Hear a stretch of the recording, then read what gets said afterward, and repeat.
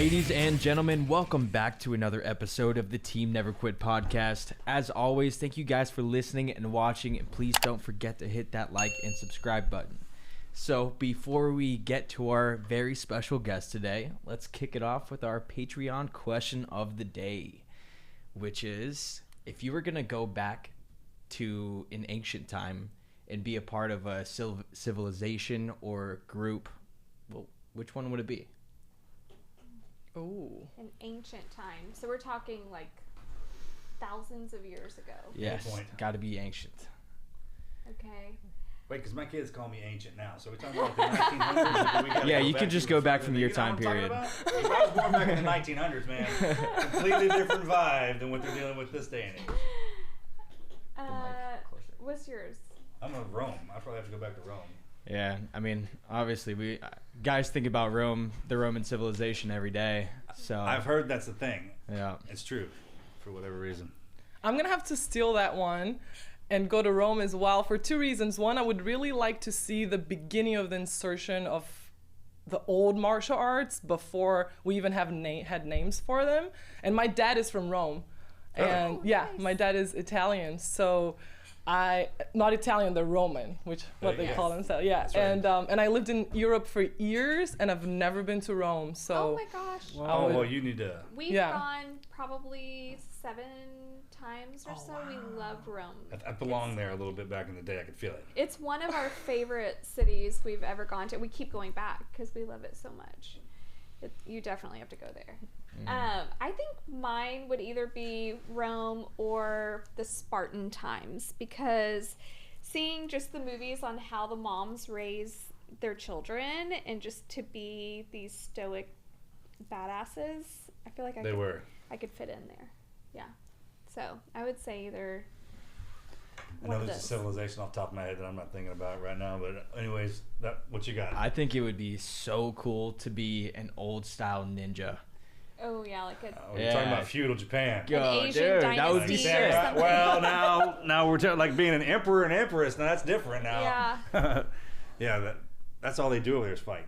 Mm-hmm. And even when you talk about women empowerment, back in the day, the empress used to command all the troops at the time. Yeah. Which was really interesting because it was more in terms of aristocracy and who had the power at the time, and not so much about. It was more strategic, whoever commanded, and then that shifted into who could also go on the field and train the troops and etc. But back in the day, we had some women making very important decisions, believe it or not. Awesome. Yeah. I'm reading a book, The Chinese History of Martial Arts, and it talks about it thousands of years ago. Sun Tzu talks about it. Yeah. The women and how they trained them to get all. It was pretty amazing. The way she kept things in line. Y'all can do that. And a little hidden secret the men keep from y'all is behind any powerful guy, there's a woman right there. Mm-hmm. There's got to be a balance, because otherwise guys just fight till no end. True. Or right next to it. Yeah. That's the way it works. And it has to be an opposite of balance, for sure. That's awesome. I agree. So today we are joined by the one and the only Cesalina Gracie, an inspiring advocate for female empowerment, an accomplished athlete, and a TV presenter. She's the granddaughter of Grandmaster Carlos Gracie Sr., the founder of the world-famous Brazilian Jiu-Jitsu movement and the UFC. She also runs an empowerment school in Los Angeles, using Jiu-Jitsu's philosophy to help females discover their inner strength. Cesalina's exceptional journey even includes a historic Mount Everest summit during the deadliest season in 102 years, also with just 7 weeks of training. How crazy is that? Welcome to the show. 7 weeks of training. So, I mean, people usually train for years to do that, and then multiple attempts, and you did it all in the. My brother and I keep putting that on our chart of list, the things to do. So the fact that you've done that, that's. Mm-hmm. I think there's a checklist of how people they accomplish in certain arenas, and that's one of them. When you hear people have done that, it says just a litany of things about you. Yeah. But before we get down into all that, I'd like to start with your family. Is that okay? Absolutely. Like, can we go to grandfather? I'm curious. Let's do it. All right. I'm just curious because we were talking about this earlier, and I'll never forget when I was introduced to your family. I remember when I was sitting. I remember where I was wearing. It's kind of like 9/11. But, I mean, it was that impactful. Tell us about it. I would love to November hear that 12th, story. 1993 is when. Oh my gosh, the first UFC. Yeah. I've been studying martial arts since I was a boy. My father put me and started in with judo, and then just like every other kid around the block. You know, The Karate Kid was an impactful movie before Navy SEALs came online. But nothing hit as hard as when that happened. And I mean, I could imagine. I just wanted to I ask you this question too, but things change overnight. They had to have changed for your family overnight because, I mean, y'all automatically were a household name in ours. Mm-hmm. So that all started with your grandfather, right? And he learned from a guy who learned from the inventor of judo. Is that correct?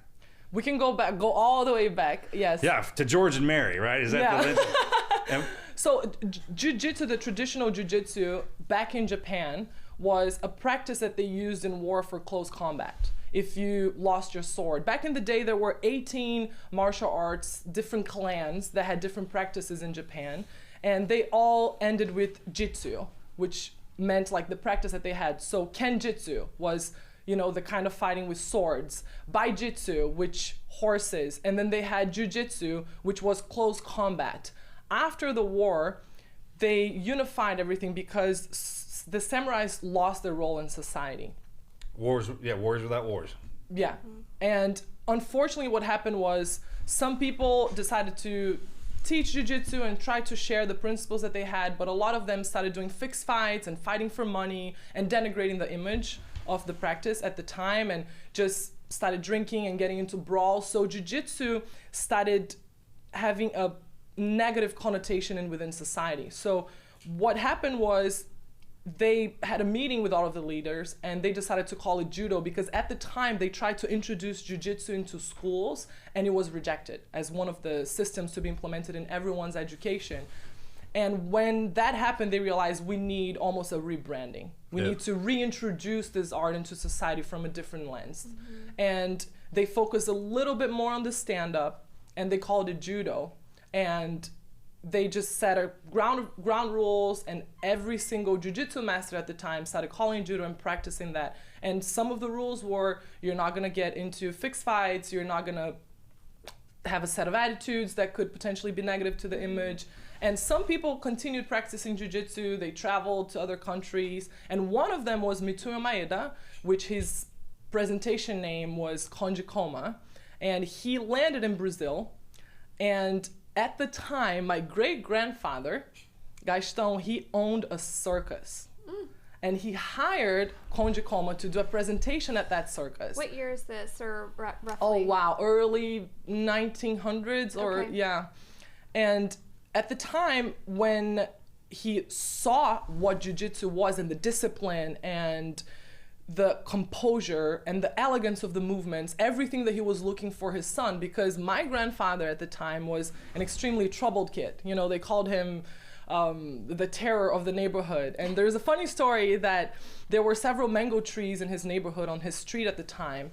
And one of the things that he did was he falsely claimed that all of the mango trees were his. Mm. So if he saw another kid climbing the tree, he would fight them. So he was fighting every day. They said he had ADHD, he had a really hard time in school. And every night when his dad came back from work, there was a line of neighbors waiting for him to complain. Oh, he broke my window, he did this, he did that. And for the first time when he saw that practice, it was almost like this little light bulb lit up in his life, and he was like, this is the thing that my son needs that I wasn't able to provide for him yet. And he signed him up to train with Konji Koma. So my grandfather was, you know, the first Gracie to be exposed to the art. He was the oldest sibling.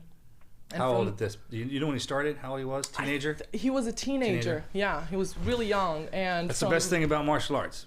And I don't care about which one it is. It's kind of like the religions. I mean, you get them into that study, and it gets a discipline that goes with that. And the worst kids, the wildest, not worst. Shouldn't say worst, right? Because look what he. There's no bad kids. No bad kids. Yeah, there's Absolutely. Bad environments for kids. The environment, yeah. Wherever you put them, they'll act like a child. So if you put them in a place that adults don't like that, then that's just how it's going to go. And you got to think. Sport and everything had to have come around too, so we wouldn't do stupid stuff. We would just concentrate on sport. Okay. Here's what I love about martial arts is that, especially jiu-jitsu, it's an equalizer of emotions for kids. So jiu-jitsu is gonna honor your personality. So if you are a shy kid, it won't necessarily turn you into the most extroverted, outspoken kid. But what's gonna allow you is to set boundaries to protect that space that is important for you to preserve for yourself so you can honor your personality. And if you are too aggressive, or if you're a child like my grandfather at the time that doesn't have an outlet. Why are we behaving this way? Because I don't have an outlet to express myself, so I'm gonna do these crazy things because I need help. Kids also need boundaries. And when you provide a space for a kid, for example, that maybe is being aggressive out of insecurity, which is most cases, now they have an outlet, and not only that, they have a safe space to express themselves and to have all that energy directed towards a constructive path instead of a destructive path. Because ultimately, what you're dealing with is the basic elements of every human being. And if you have a kid that is energetic, that is healthy. Now, how do you direct that energy towards something that is going to be constructive, so eventually that kid doesn't maybe turn into drinking or, you know, getting into constant fights? It's going to turn into something. It's going to turn into something. Okay, so with your grandfather, he's a young teenager, and he starts training with him. How did he take that? Did he fight it at first and not want to be disciplined, or... did he soak that in? Exactly. That's a great question. Yeah. I mean, did it take a long time for this to set in, for him to be able to teach this to be this impactful, or was it just like love at first sight? He went in there, or do you know that? I do know that, and it's an excellent question. He was hooked from the first minute he stepped on the mat. Like it's his purpose. He could feel in the air, the atmosphere that he had been looking for. And that is the power of jiu-jitsu. Nobody needs to tell you what you're gonna find in their environment, because when you walk in, the systems that are in place already teach you before you even hear a word from your coach. Yeah. The connection and the interactions between the teammates, the posture on the mats, everything you've been looking for speaks for itself. And it's interesting because on his first session, the Mitsuya Maeda was doing a demonstration, and he called other students, and he was demonstrating a rear naked choke, and my grandfather wanted to be the person, you know, to participate in the demonstration, and he said, no, it's not today, it's not for you, or I don't want this to be your first experience. And my grandfather was super reluctant regarding that. He was like, I want this, like, what do you mean? And he insisted, and he was brought into the demonstration, and he almost passed out. So he saw immediately what the power of that art was, and the incredible responsibility that came with it. And this is me interpreting what he went through, but I believe that from the get-go he realized this is a tool for self-development, and I'm not here to learn how to fight. I'm here to feel powerful and feel capable without having to look powerful and without having to look capable, because he never looked capable. He was a frail man. You know, he was skinny, he was small compared to the other people. So for the first time, he could feel powerful internally. And that's the beautiful thing about jiu-jitsu, is that it lives on the inside. You do not walk on the streets and go, this guy's a jiu-jitsu fighter. Yeah. Maybe now they have, you know, the ears, but nobody in my family have the Now you know what you're looking for. If you can identify it, that's absolutely. So did the neighborhood, did they actually see a change in his behavior? Absolutely. The line was gone. There were no more neighbors waiting to complain, because now he was spending his time elsewhere, you know, instead of climbing trees and throwing rocks. And ultimately, what is the kid doing? They're trying to get attention. They're trying to be useful. They're trying to stay busy. And they're trying to find a purpose. So did your great-grandfather implement that art into the circus? Or was it just for his son's discipline? It was just a presentation. He didn't even know it was going to turn into something for his son. Yeah. And after he saw what jiu-jitsu was, nobody had ever seen that. We're talking about this tiny village in Belém do Pará in Brazil. It's not even one of the main cities. You know, nobody had ever heard of jiu-jitsu. Nobody lived from jiu-jitsu. And that was the biggest contribution that my family did to the sport. You know, I like to say that my grandfather is a pioneer. It's so hard to say who was the founder. You know, we can go back 3,000 years ago. Oh, yeah, people argue about that. That's just something to argue about. That's something to talk about, not argue about, right? You're supposed to be, sure, absolutely do that for days, weeks, forever. Right. Do you know, just from your family stories, what the wardrobe was when he first started? It was already kimonos. It was already gis. Yeah. So that started in Japan because in the beginning, why is jiu-jitsu based in joint locks? Because at the time at war, they focused on submissions on the parts of the body that were exposed. So you have arm bars because your armor is exposed, right? So between your helmet and your armor, your neck is exposed. So we have chokeholds, you have footlocks. So every joint of your body that needs to have motion is going to be exposed. So that's how they started developing these techniques to submit their opponent, to finish, the fight, the battle, in a way that would impair your opponent from continuing the fight. Yeah. And later on, when the war was over and they started practicing jiu-jitsu and trying to spread that through society, they started wearing their everyday clothes, which are kimonos for the Japanese. And then we just made the material a little thicker, and we still use it this day, obviously, to honor tradition. And it's also great, it protects your skin instead of you leaving all bruised and people grabbing each other, and you have a second layer. But it's important to also, when you wear something, when you put something on, it's almost, there's a shift in your brain that goes, okay, now I'm ready. So with that starting off in such a small area of Brazil, how did it just spread like wildfire? It's so interesting. So when my grandfather realized that this was a tool for self-development, he fell in love with jiu-jitsu, and he had no idea, how am I going to make a living out of this? Because we have to think about how society was structured back in the day. You were either a lawyer, an engineer. It was very specific roles in society. Women weren't working. They were barely voting. And anything that went against tradition was a huge risk for the family. So it's not like he got a lot of support. But his relationship with his father was very troubled. It was very difficult. So he decided to branch out on his own and discover, how can I explore this? And he moved to São Paulo, and first he went to the police academy and tried to show them some of the moves and start training the police officers there. He went back to Rio, and then he ran into a student from the old ages of this school in Belém do Pará when they were living in Rio.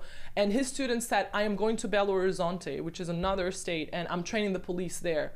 I need somebody to help me. Would you come with me? So then he went with him, and he ended up becoming the head instructor of that whole program. And that's when he started realizing, oh, I can make a living out of this. So then he went to São Paulo, opened a school there. Then he went to Rio and opened like the main practice, like the real gym. And they started teaching students. But he realized that the way to spread the word like wildfire was to challenge other martial arts, because nobody knew what jiu-jitsu was. And instead of trying to convince people, how about we show them? So let's challenge the karate master, let's challenge the boxing champion. And my grandfather started organizing just challenge fights. And same thing that happened in the UFC. The people would come in, and you almost have to tap them out 5 times for them to go like, okay, what is this? Maybe I need to learn it. Because the first 3 times, they don't even know what happened, Yeah, exactly. Then the other ones are like, oh, you just got one over on me, but it just keeps going down, right? Yeah, absolutely. So they're just getting their ass beat. And this is the time when martial arts are kind of, they weren't online, but they're coming online. When you're talking about the 1950s, 60s now, and that's like Bruce Lee era. That's when Kung Fu movies started making a rise. But the interesting thing is that at that time, what was revolutionary about jiu-jitsu is that Bruce Lee films, if you actually look at the distance that the fight is fought, they were really far from each other. So jiu-jitsu, essentially, the principles of jiu-jitsu, the main one being connection and distance management, it changed the distance that the fight is fought, because now you need to you will choose if you're in within reach or without reach, because you need to close the distance eventually to take the person down to the ground and then submit them. So if you're too far from each other, that's not going to happen. Yeah, and you can see how the people who don't like to fight, they don't like to sit next to somebody on the train or anything.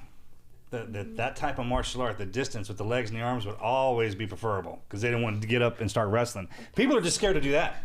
Yeah. People are scared to gee up and get even go down on the ground with people, until y'all came along and showed you that, hey, there's an art to it as well. You just don't walk in there. Like if you walk into a jiu-jitsu gym and you get your ass beat the first badly, that's a bad coach. Absolutely. I mean, if you break their spirit at a young age and make them more scared than they were before they walked in there, I mean, that's terrible. But even that philosophy, so the second contribution that my family did, because the first one was, yes, they proved the efficiency of jiu-jitsu to the rest of the world. Oh yeah, y'all did that. Yeah. The second one was, they created a methodology that can be passed on to everyone. And that's what they didn't have at the time. So the way that my grandfather and Helio, they did everything together, right? He opened the school, and Helio was the youngest of the siblings, and they started working together, and he was introduced into jiu-jitsu, became a teacher, and they took that on, is they realized, how can we teach this weapon of war to civilians? Because if the whole world learns these tools, we are gonna live in a society that is more peaceful, that is more respectful, because when you have That's what it does. human beings that are self-confident and they're compassionate, you start changing the way we interact with each other, and we start changing the way that we live our lives. Yeah. That's human nature. That's in our DNA code for whatever reason. Been around long enough and seen enough fighting that there are people like, if you train them to do that, they're going to use it. I'm like, no, there's something that comes with it. That's the void. There's a discipline and a respect that comes with knowing somebody has put the work in that does that. I couldn't even imagine what your family reunions would be like. And we were talking about, I just want to know, if you got everyone in the family that can scrap, everyone, then fighting is pointless. So y'all must be really good at cutting each other down and the verbiage, right? Just getting people off guard with something that they do, because what's the point of really going to the fist or to the ground? Well, the interesting thing is, just to give context, so my grandfather had 21 children. I know, y'all have, it's amazing. 21. And it just keeps. Oh my gosh. I couldn't even imagine what that would be like at y'all's family reunion. It's got to be awesome. Yeah. 21 children. 21 With children. What, like 12 or 15 or black Not with belts, one right? woman. I mean, so the thing was, they were all raised in the same house.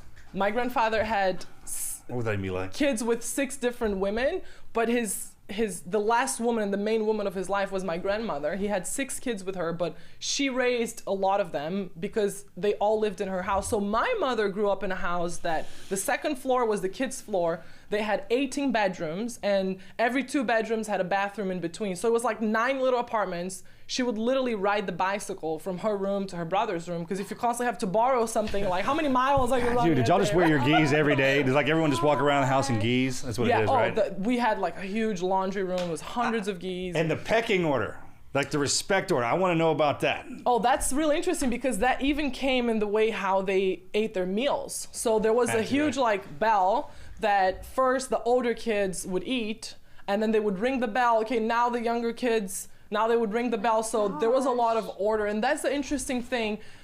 People might think, oh my gosh, so many kids, such a huge family, what a mess. The discipline that came I keep each other in line. kept everything organized, and yes, there were moments that habit would break loose, and but the beautiful thing was, because jiu-jitsu is not that aggressive sport, it's something that if you are introduced to it the right way, it's actually a vessel for you to explore yourself and to express yourself and to discover and to develop your curiosity and to find answers and to look for solutions and sometimes find some problems.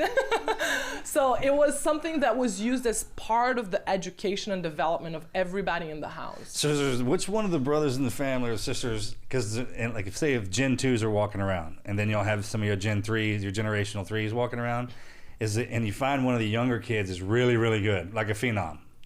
Right. They could probably work the older ones up at any point in time. I mean, does the bravado thing come out? Do they invite that? Like a grandchild. Like the older brother, younger brother, yeah, way the better cousin or something like that. Than somebody else. I'm not sure if that has happened yet. Naturally. But let's just say the behavior would change, especially at that time, if the parents were around or not. Like my mom, on her birthday, at the time they didn't have any TVs in the house. On her birthday, my grandfather and my grandmother came to the US, and they brought back a mini black and white TV just for her as a birthday. And she said, like, when I got that gift, I knew it was gonna be trouble whenever they weren't around, and everybody would respect her. The minute my grandfather left the house, they would come for her, and she would try to hold in there, pulling her hair, and she's hiding behind the couch. And the minute they walk through the door, everything is fine. Sure. So who knows what went by. Oh my gosh. So can everyone in the family fight?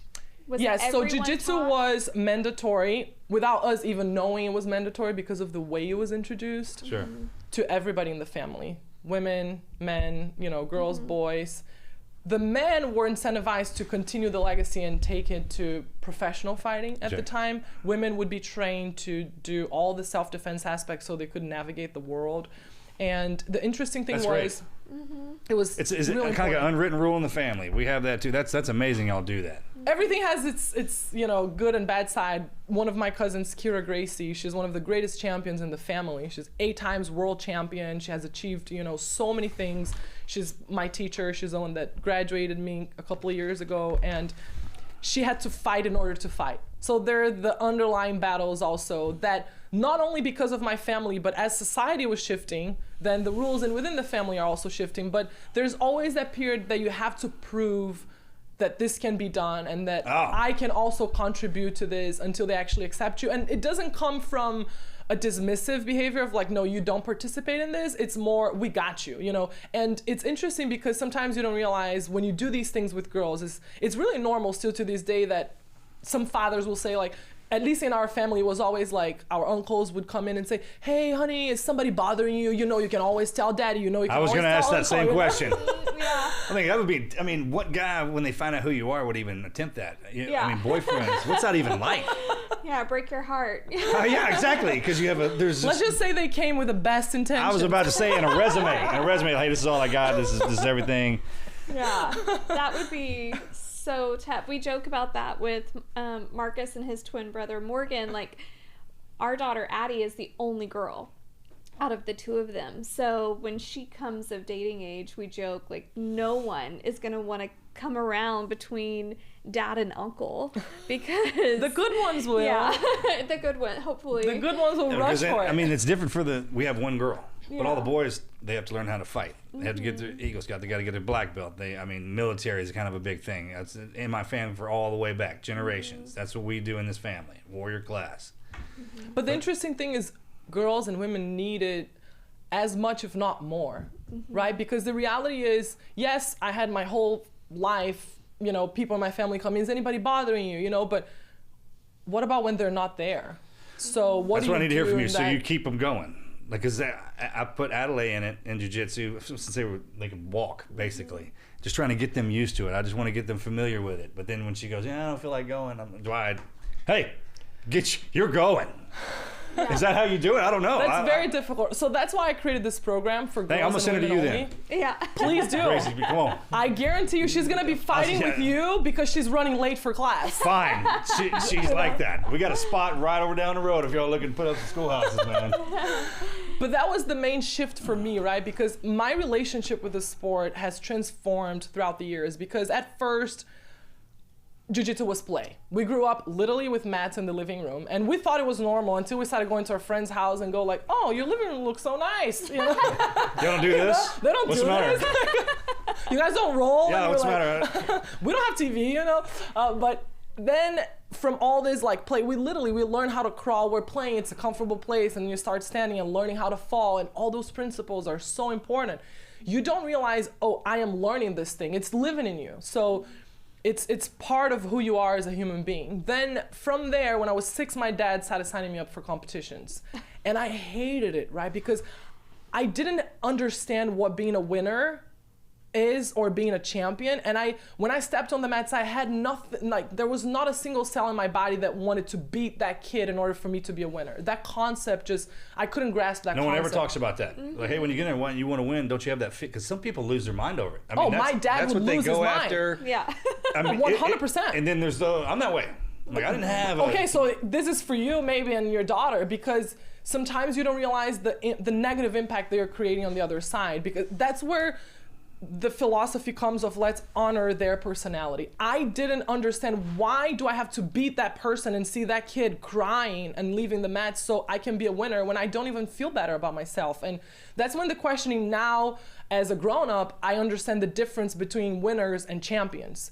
But at the time, I was like, well, I don't need this feeling. I don't need to be here. But in one of the fights, I was losing, and I was totally fine with it, because in my soul, I still thought, jiu-jitsu is a play, and who cares? I tap out all the time at home. Like, what's the problem?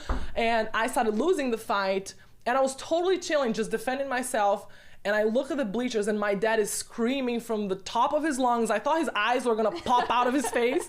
You know, like his eyes were red. He was like, "You got 15 seconds!" The minute I saw him, and this boy was mounted on me, and at the time, competition was boys and girls together. Women didn't even have space.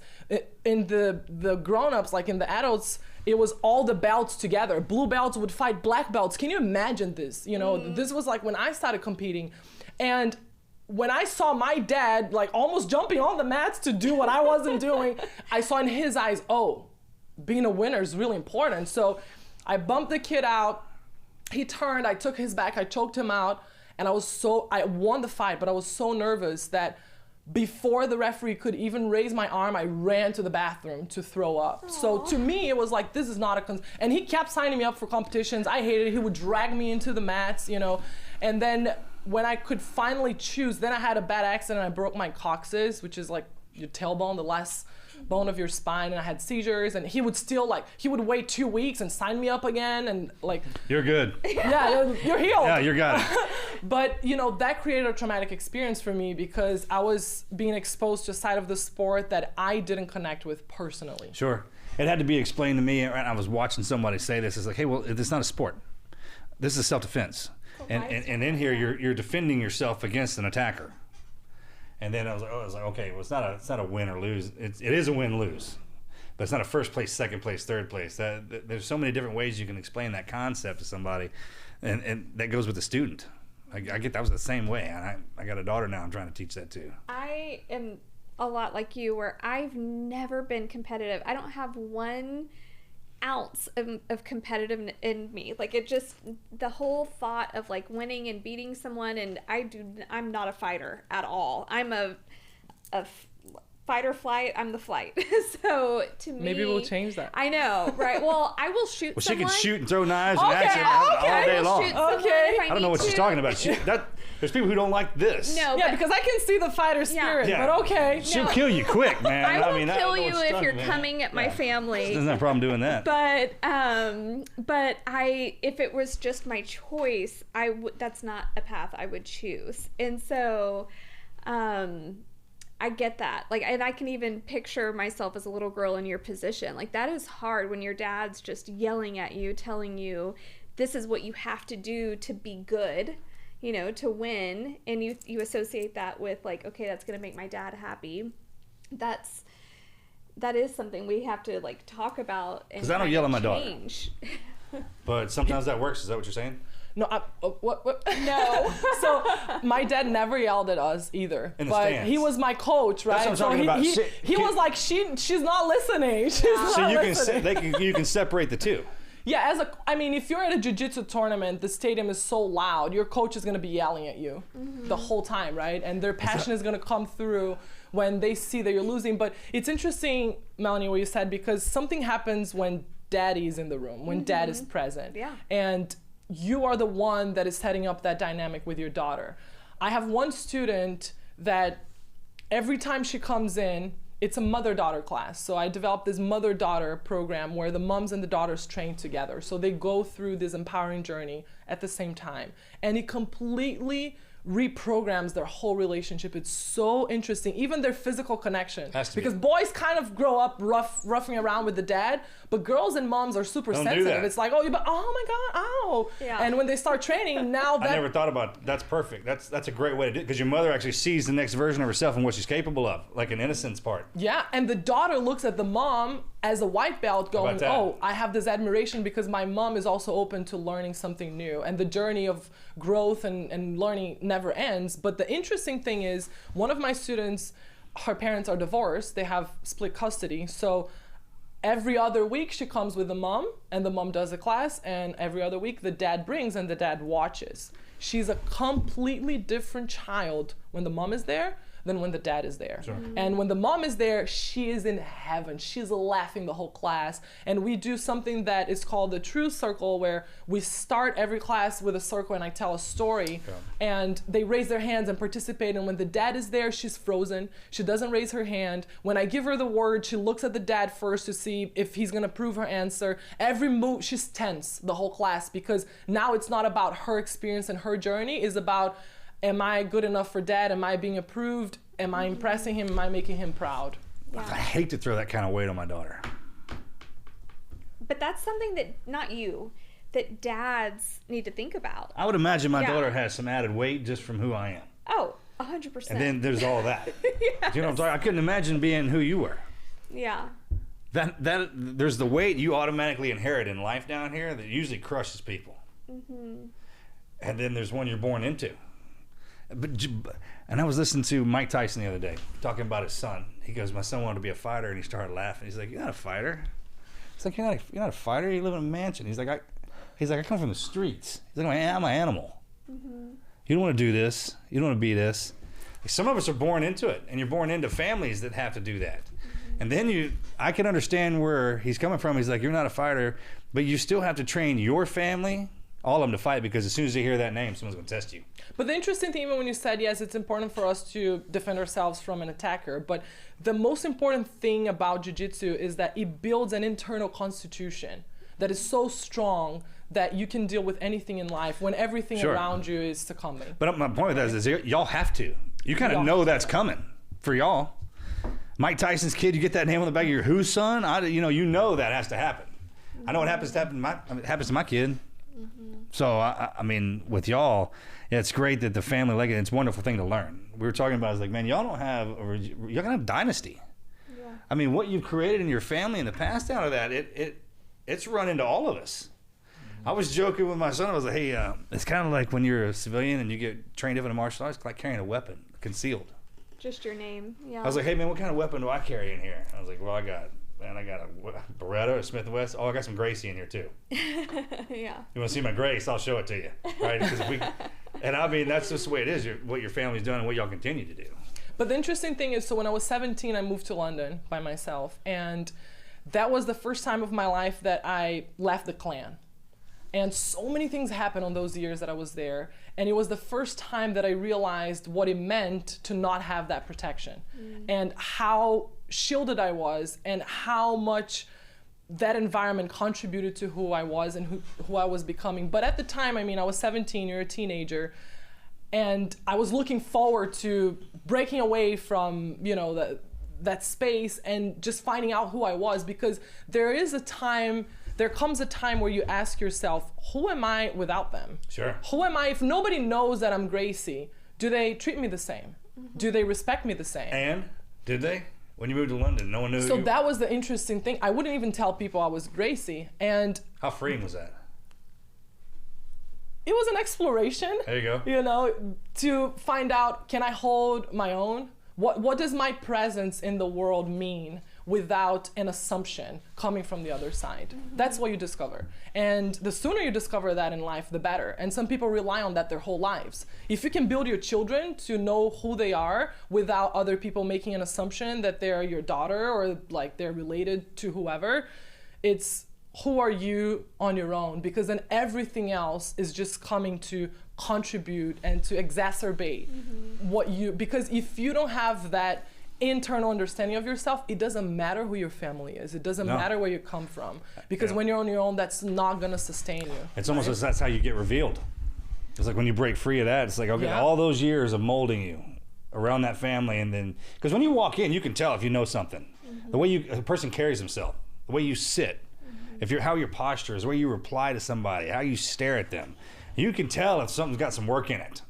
And you can tell if it doesn't immediately, especially if you're trained. That's one of the gifts that comes with a martial art, is you can automatically tell somebody who has discipline who doesn't, just by the way they carry themselves. And going into that place, when you're armed with that, I tell my kids, it's like, if I give you all the gifts in the world and I don't give you discipline, you'll lose everything. But if I give you discipline, I don't have to give you anything else. It's so interesting because and it's almost like it feels like a warm hug when you meet that person, because you immediately have a trust of going, they're ready for anything. They're always ready. I always felt like this with my family. And you emulate and you simulate their behavior, because that's why the environment for children is so important. Because I don't think about when was the time in my life that I started walking with good posture. I just saw everybody in my house walking around with confidence, and you're emulating that behavior. But then when you're in an environment that nobody else has that's when you go like, oh, this is important. This is really important to have. Right? And for that time in London, I didn't put on a gi for 4 years, and I didn't step on the mats. That was the biggest revelation for me in the time that I was living there, was that the greatest value of jiu-jitsu is applied outside the mats. Because I have never used jiu-jitsu so much in my life as I've used on those 4 years. And I couldn't be further from a gym. And I would laugh at myself sometimes, because I would think, wow, I'm trying so hard to move away from it, but now I understand what jiu-jitsu really is. And it's exactly what you said. It's me knowing how to stand up for myself. It's me having the courage to look at people in the eye and tell them what I need. I was living by myself. I was young. I was looking at apartments, renting apartments, looking for jobs, doing all these things, and going through situations that I had no idea women went through in the world. That was the first time in my life that I went, wait a second, is this what women have to go through? From people following me home, to the manager in my restaurant blocking me on the changing room, not letting me leave. And that's when I understood, oh, this is when jiu-jitsu is so important. And that was the shift for me that made me realize every single girl and every single woman needs to learn this. They need to learn how to carry themselves, how to make eye contact, how to use their voice, how to speak assertively, and how to feel capable and confident within, so they can deal with any scenario that comes their way. I think it should be in every school. I think there should be a self-defense class in every school, from grade school up till you get out of high school. That's my life's mission. In my whole life, I don't know why we don't have that. I'm not going to stop until every single school in America has jiu-jitsu as part of their curriculum. They really should. It's called setting up your base, setting up your ground game. Before you go out and fly out to do anything else, you got to have your ground game. And that's, jiu-jitsu teaches you how to fall down. And the one thing humans do in life is we fall down. And every time you do that, you come up stronger. And if you do it that way, you come up with a little extra. And you don't hurt yourself on and you can't believe how far it takes you. And all the added stuff that we do in there, it's actually set up for ages. It's like at a young age, yeah, you're going to do this. The most dangerous thing we have is a black belt. As soon as they put it on there, they want to, it's kind of beat on your chest, here I am kind of deal. And then as you age is rank. I mean, you just kind of, it's with you for life. It's like you said, it's on the inside. And I couldn't imagine eating out of the house. It's nothing but confidence. We try to do that here. I don't let anything through the gates if it has stress on it or anything like that.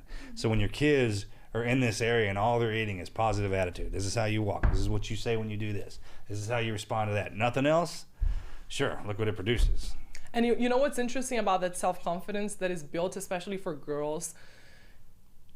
They start understanding that they need to make decisions on their own timing. I feel like girls and women make a lot of decisions under pressure. Oh, you have to decide now. You have to do this thing now. I need an answer by so-and-so. Men, they build the skills to set those boundaries a little better as they grow up. Women are not exposed to these tools. And you just start getting this internal space where you start going, no, I'm gonna make the decision when it's ready, when I'm ready, when it's right for me. I'm gonna operate in my own timing instead of on the timing that is being imposed. Because we make the worst decisions of our lives when we are under stress. Sure.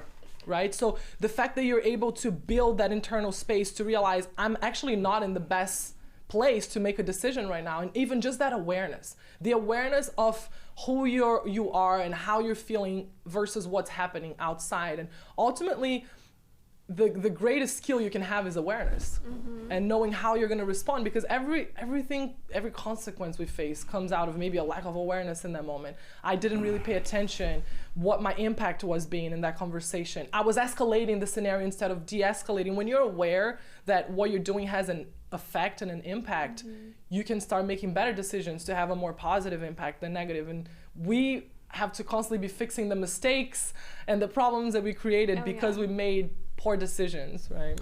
Well, if you know what your body can handle, then you know the situation. You know that your body can handle the situation. The first person to lose any fight, anything, is the first person to lose that breath. Oof. I mean, the black belt and everything with the elders in your family, the one thing, and it comes with age too, is like, hey, I'm not in a hurry. Like, you get in a hurry, I'm gonna wear your ass, that kind of thing.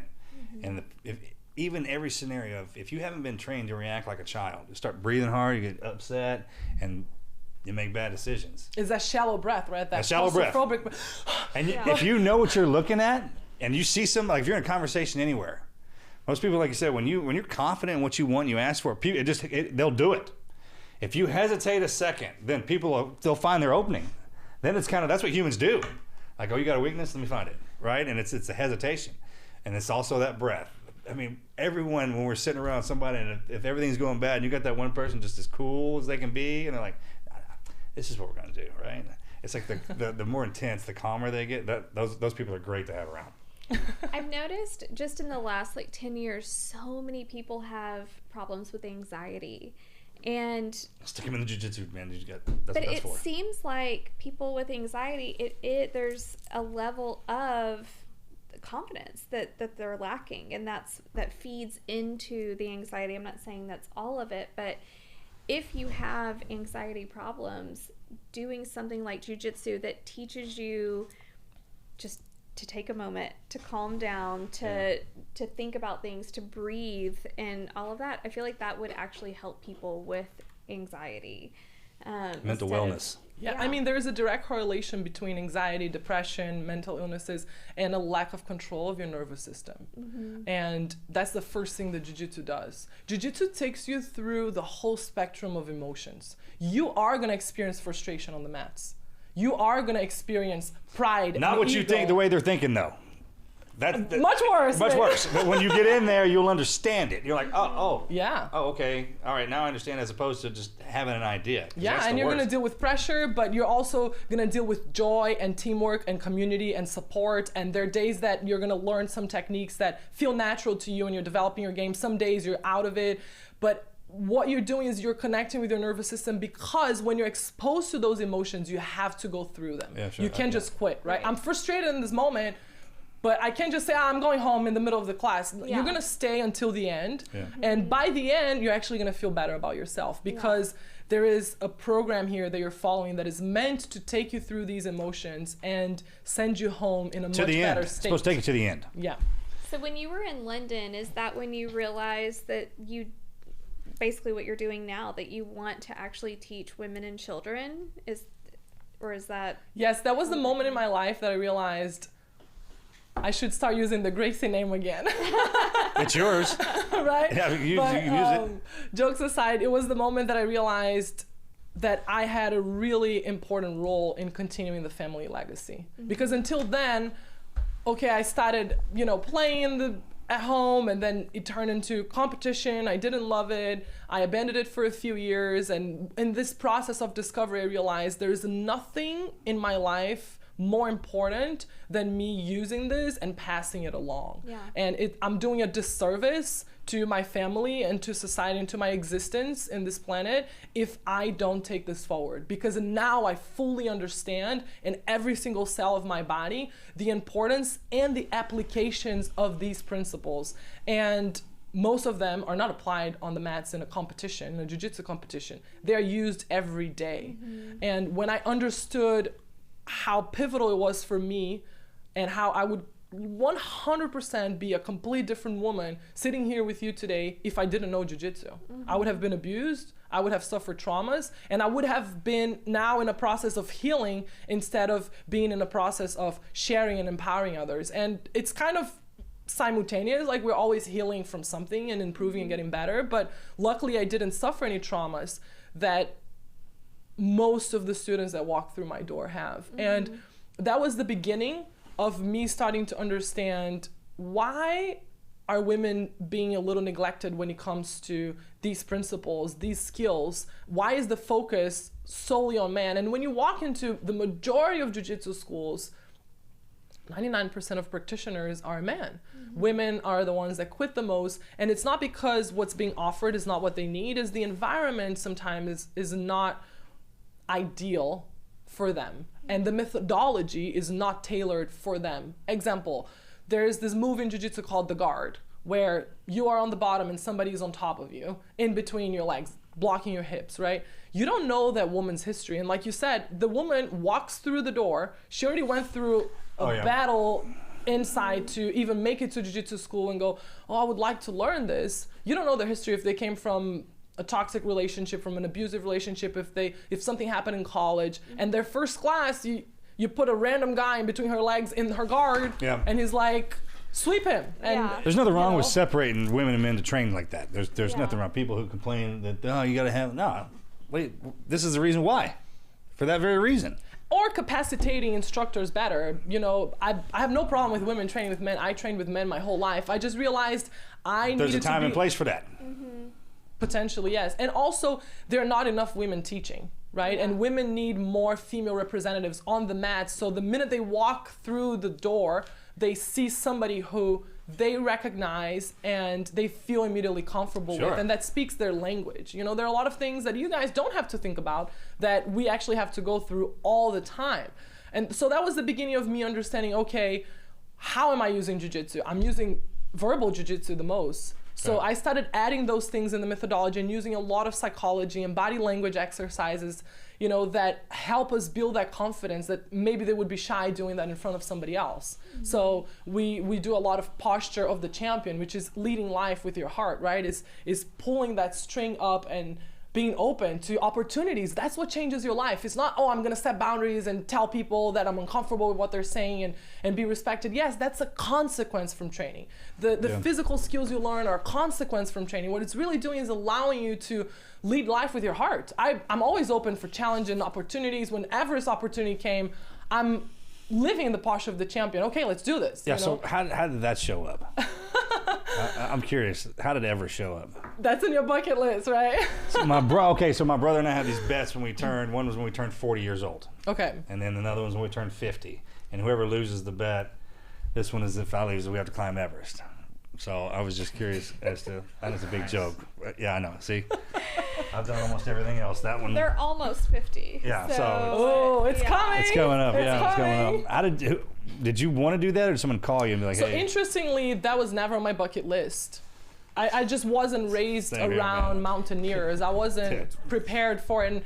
And to be honest, like, I always thought it was so far. I always thought I'm gonna have to train for a decade for this. I ain't got that time, you know? But I have a vast network of peak performance coaches and athletes in LA where I live. And I met some endurance athletes, and the opportunity came, and just like everything in my life is like last minute. It's like, do you want to do this? You know? And I was first offered to climb this mountain called Le Boucher Last minute, that's kind of like dinner. Like last minute, not last minute ever. We go to the movies or something like that. Just to be clear, on my end of the definition.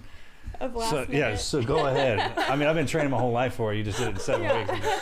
But that's the interesting thing. So I was offered to climb Le Boucher, which is a 6,119 meters. It's a mountain where you stay on Everest Base Camp, and then you climb this first mountain. And then they were like, next year you can come and climb Everest. So you got to qualify. Pretty much, right? Okay. They're like, you know, let's see how you respond in altitude. You don't have experience in this and that. But the most important thing for me was I immediately reached out to a top coach who had been on your podcast, Mike McCastle. Right. Nice.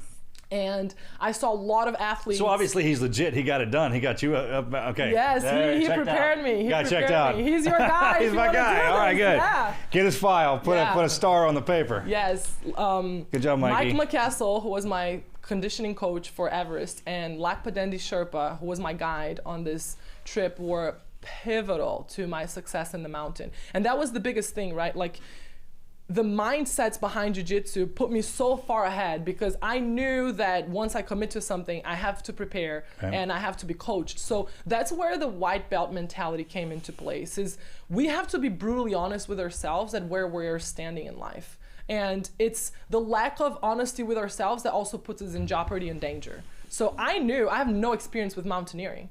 And when even Le Boucher came up, I reached out to Mike McCastle, and I didn't even know if he was going to take me in, because he's preparing, you know, athletes to break world records on K2 and climb Mount Everest and do these crazy expeditions across Antarctica. So I thought, I'm such a beginner, he might, you know, pass. But he said, yes, I'll train you. And we had a call at 9 p.m. At 7 a.m., I had the training program for the week on my email, and I started. The interesting thing was, in my journal throughout the whole camp, because I had 6.5 weeks to prepare, I would write on my journal, I'm gonna be on Everest Base Camp. That's not me climbing a smaller summit. And like, I would have all these thoughts in my head, and I would put them on paper. And I was having this internal conflict of, yes, I've never done mountaineering, but I always aim high. And on 2 days before, I had an altitude training camp with Mike McCassell, which was week 4 of our training. I said, I have a really important question to ask me, and I need you to be honest with me. And he got all serious, and I think I was very serious at the time. And I said, do you think that if I attempt to climb Mount Everest, I'm gonna die? And he said, Cesalina, I've actually been training you for Everest since day 1. And at that moment, I was like, I'm climbing Mount Everest then, because if this guy has done my evaluation and he thinks I'm ready for it, and my heart is telling me I'm ready for it, then I have the body and the soul connected, and I'm gonna do this thing. And then I didn't sleep the whole night. I was like, oh my God, I'm climbing Mount Everest, am I crazy? And I just didn't want to die. And the thing with Everest is... There's nothing wrong with that feeling. It's okay. Right? Yeah, it's package deal. I still have territory. a lot of work to do on this planet. I've been there. I didn't feel like it was time to die, you know? Yeah, and that's the thing, I love life. So I'm not a reckless person that, you know, just signs up for crazy things and goes like, oh, whatever. Everything I do is planned and is thought of and is evaluated. And I'm honest with myself on what are my real possibilities. And part of that is being surrounded by people that want your best. And I was coached my whole life. I had teachers and masters my whole life, and I know the importance of having people on your team like this. So it became like this crazy run of learning about gear, and my preparation was 100% dedicated to being as self-sustainable in the mountain as I could possibly be. So apart from the physical training that I did with Mike McCassell and the mental training that he does also, he will get you doing planks on ice, freezing your extremities, then going straight into wall sits with plates of weights on your legs, and he will give you a bunch of ropes, and you have to tie those ropes with frozen hands and now feet in the ice. So he's constantly challenging your mind. Can you respond when you can't feel your fingers after 9 hours of training nonstop? And, you know, it was really interesting to go through that process, because I would look at him and I was like, what are you even doing? He was like, I'm trying to simulate what the worst day in the mountain could look like for you. So that training was pivotal for me to understanding what all the variables could potentially be, but nothing will ever compare to when you're there. Yeah. And the thing about it was 2 things. One, he got my mindset to the point where, Cesalina, when you reach the summit, I want you to know that's only half of the climb, because a lot of people don't know this, but 90% of deaths happen on the descent. Yeah.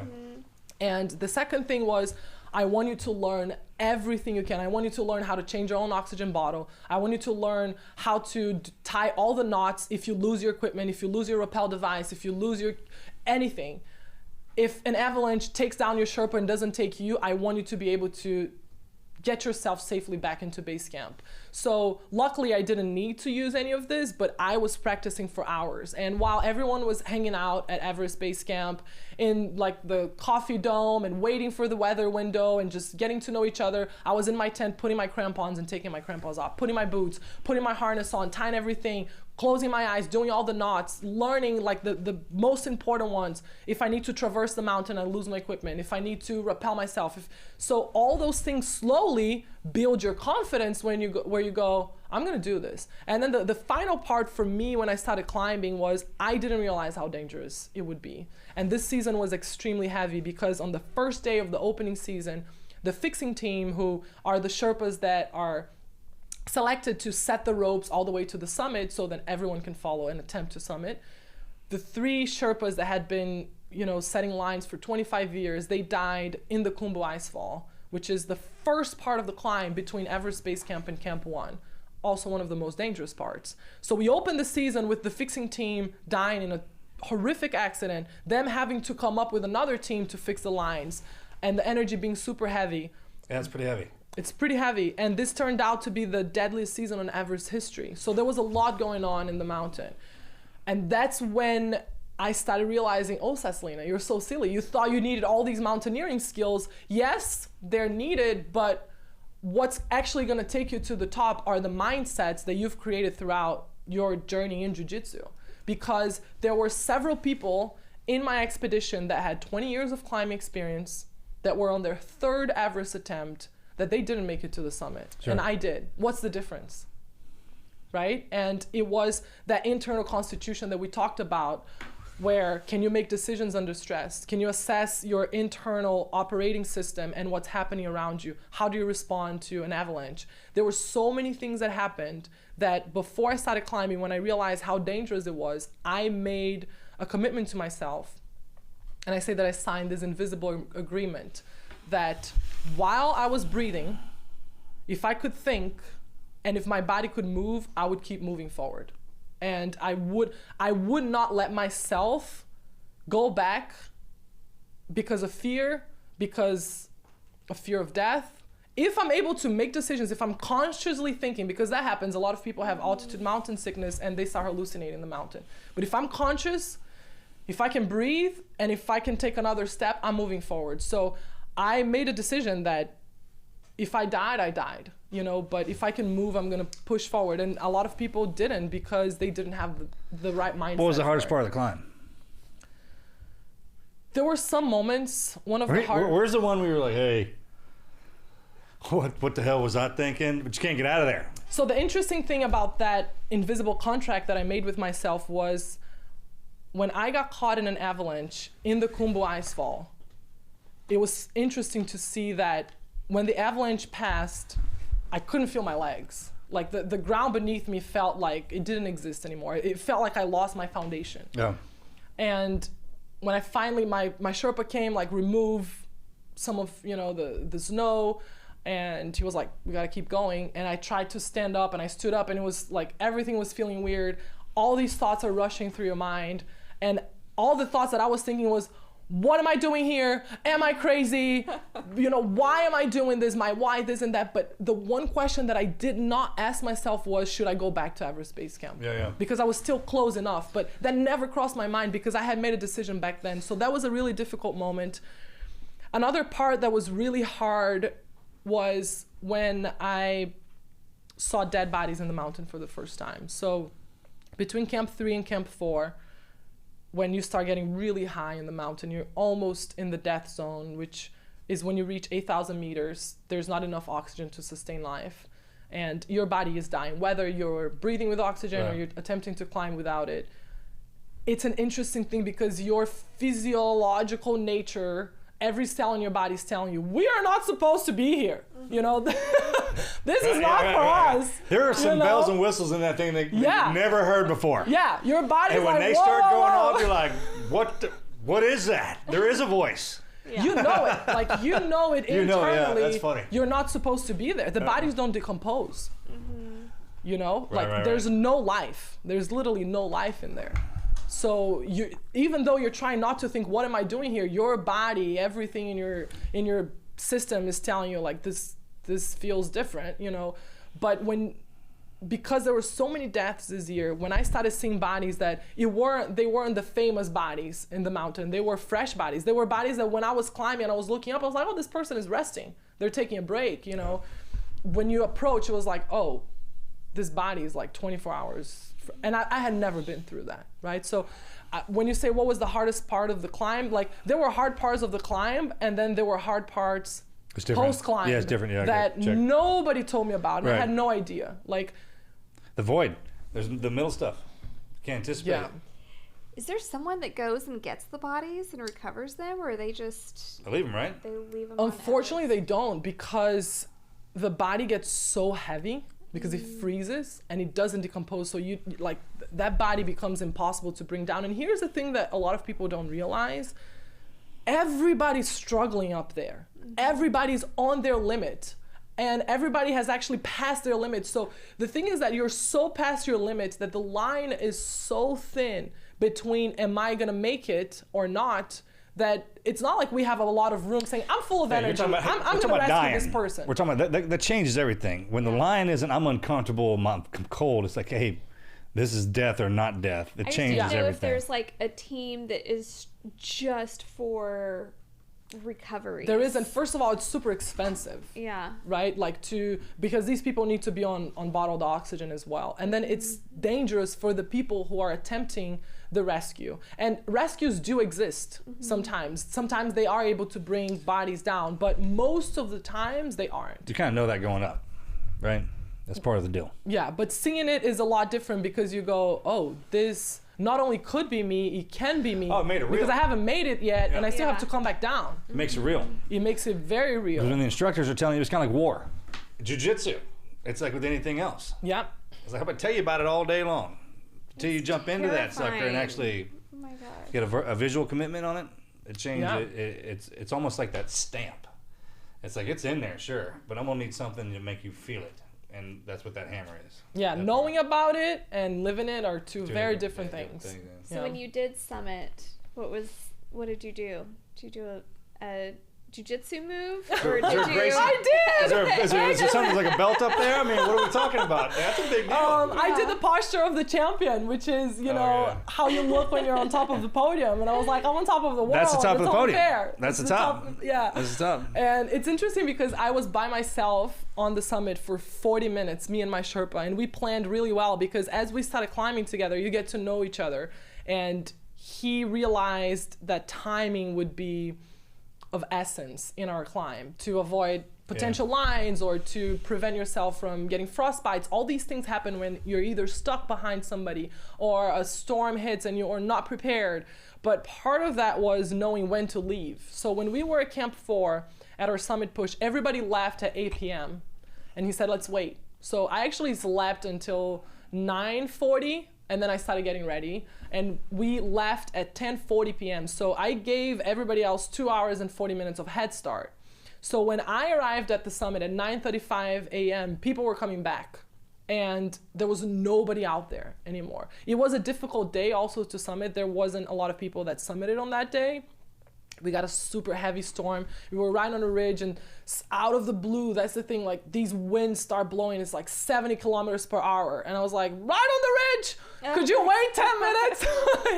And you can't run. You can't go like, oh, I'm gonna quickly get there. Like you duck and you hold on for your life, and there was one moment when I got to the Hillary step that was the one moment in my life that I feel like I kind of lost it.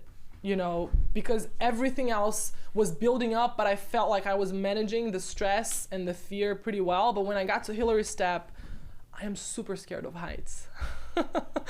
So when I got there and we started climbing, then you're looking at this huge cliff on both ends and you're like, oh my gosh, I cannot misstep here. And it's when you're the most exhausted. You've been climbing for almost 12 hours nonstop, not drinking water, you're dehydrated, you're hungry, all these things. And there was one part that you had to sort of jump. And I jumped and my crampon, because it's just rocks, my crampon slipped. And I held onto the rope, but I was kind of inclined. I looked down and for 1 second, I felt like in my heart, I was like, I just died. I'm gone, right? And then there's that second after that was like, oh, I'm still alive, thank God. Like I'm still here, False alarm. False alarm. But that was the one moment I was like, I just freaked out. I was like, I just started screaming to my Sherpa, I don't want to die, I don't want to die, I don't want to die. And then he held on to me and he grabbed my hands. I remember he was like, strong mind. And when he said that, it was almost like it was my grandfather saying something, and I was like, I immediately went back into myself and was like, let's do this. Yeah. And I just turned it on. Why are you yelling? Yeah. Yeah, but it's what snapped me out. No, I know. Right? Yeah. And then I was like, okay, I'm doing this no matter what. And I needed that like final push of anger. But so when I got to the summit, I was like, wow. I still had that mindset. I didn't relax for a second because I knew this is only halfway through. Mm-hmm. Don't relax. Like keep your link, right? But for a moment, it's hard to put into words. And I hope everyone gets to experience something in their lives that they have a hard time describing. Has anybody else in your family done this? No, they have not. I just like to call your brothers out on that too. Oh, I've been calling all of them out. Trust me. Good job, sister. I mean, top of the world. Funny thing Who's up there? Yeah, funny thing. How about you boys? And some of them, when I came back, they were like, oh, I think I want to do this. They were all thinking, I was like, I bet, like, name the price. I'll put that money down on the table that you can't make it to the summit. Hey, you already got it. I mean, Hoist got the one deal. When he stepped into that gauntlet, he took that and you took the other one. Top of the world and in the arena. Yeah. I mean, y'all are clamping it down. But that was proof to me I'm talking a lot of smack to you, brother. We don't need to fight. I'm too old to fight. That's why I'm talking smack. Well, they are tracking my location. I know. So they might show up. But That's good. Gates open. I had to get them here somehow. But the interesting thing was really this climb on Everest taught me 3 really important things. And the first one was that the principles of jiu-jitsu are most useful outside the mats. My ability to make decisions under pressure, my understanding to keep my link, to keep my internal composure, to listen to myself regardless of anybody else, to keep distance from the naysayers. So many people at base camp were like, oh, you might make it to camp 2. And they thought they were supporting. And some people were like, you have no business being here. I've been a mountaineer for 22 years. You know, some people were angry that I was there. But when you know you've put in the work, they don't know my journey. They don't know my story. If you ask me, do you recommend people to climb Mount Everest as their first mountain on their first attempt? Absolutely not. I was built different in a way where I had a set of mindsets that it's really hard to find. Like I knew what my constitution was, and I was honest with myself. It's the white belt mentality. I was fully transparent and I prepared for it to the best of my abilities, right? That's the second time I heard you say that, and I'd like to compliment you on that. Because if you don't know what that is, a lot of times we start at the white belt and we try to make it to the black belt. But once you get to that black belt, you try to make it back to the white one. Mm-hmm. I was taught that way too. It's like open mind, anything and everything that you do. It's very powerful. Yeah. I try to remind myself that I'm a white belt constantly. And when I feel like, oh, I think I graduated to blue on this thing, then what else am I a white belt on? Because building that foundation is the most important thing, right? Jiu-Jitsu has 3 main principles that I live by. The first one is foundation. And foundation in jiu-jitsu on the mats is everything. It's your base. It's knowing where to place your feet so you're effective with your movements. So you create that link where you can, finally choose if you're gonna close the distance, like we say, go all in or all out. So you can set the dynamic in that dance. And our foundation in life is everything. Is the foundation of your family, is the foundation of your principles. And a lot of times, we don't actually stop to think actively, what is my foundation? What am I lacking on my foundation? What is my habits? Your habits are your foundation, your eating habits, the way you talk to yourself. And all of these things matter so much, Mm-hmm. The second one is distance. You having the distance management of knowing in jiu-jitsu is potentially controlling what the damage is going to be and if there is going to be any damage. Are you going to close the distance and go all in so you can now finally apply leverage, or are you going to go all out? And in life, these are our relationships. We constantly let people in our inner circle that should never be there in the first place. And a lot of times we have things that are too far from us that we place them so far and we don't think we are capable of actually getting there. And only you hold the power of closing the distance and the things that matter to you. Do you think about those things? And to me, that was pivotal in my journey. And those are the ways that I apply jiu-jitsu every day and that I'm reminding myself. And the third one is connection. The only way to have leverage is by applying connection. You don't have leverage if 2 bodies are separated. And when you create that connection, in fighting is the way that a weaker opponent, which was the beautiful thing about jiu-jitsu, it showed that a weaker person could actually be advantageous against a stronger person, that you can use their body. It's like you're fused into each other. What's running their veins now, it's running into yours, because in order for them to move, they have to drag you. In order for them to get up, they have to lift you. So suddenly those 2 bodies became one, and now you can use their constitution in your advantage. And it's the same thing in our lives.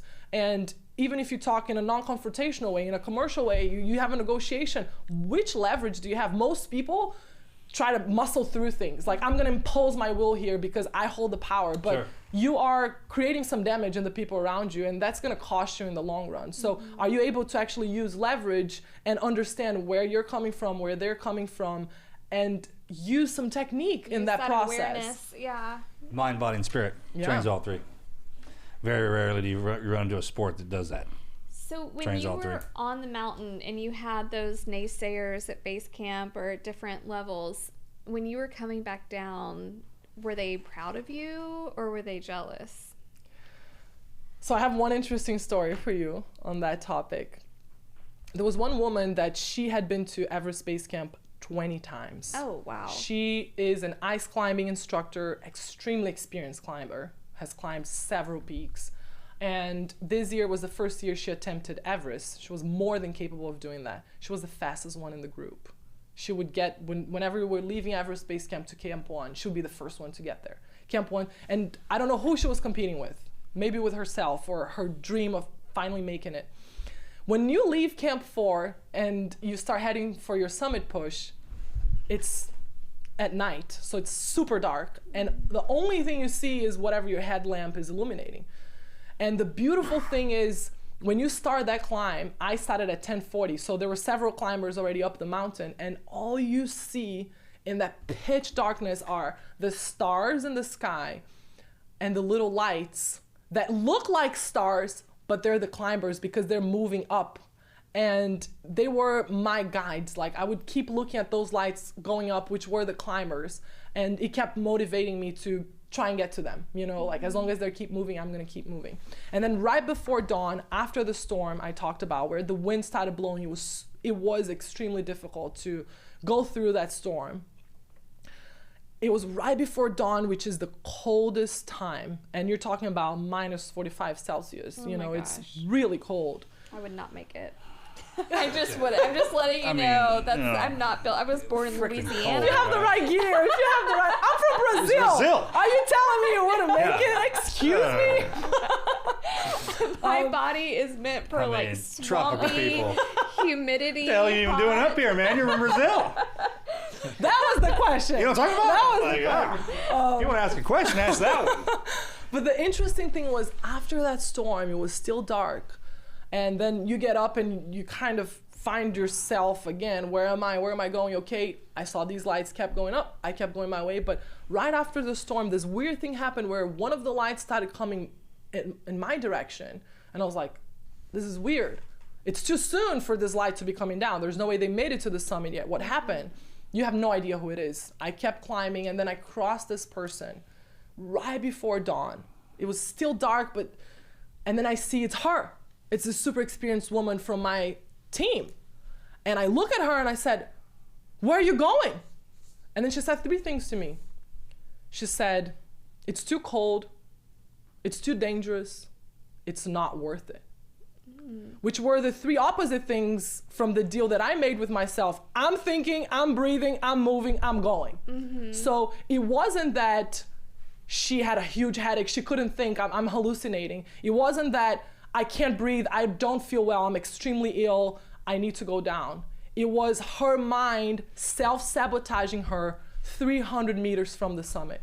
And we do this all the time, and that is the difference between having a strong mindset and having systems in place that build you to achieve success and not having the right mindset to get to where you thought initially you wanted to go. Because she was healthy, she was capable to keep moving, but she told herself it's not worth it.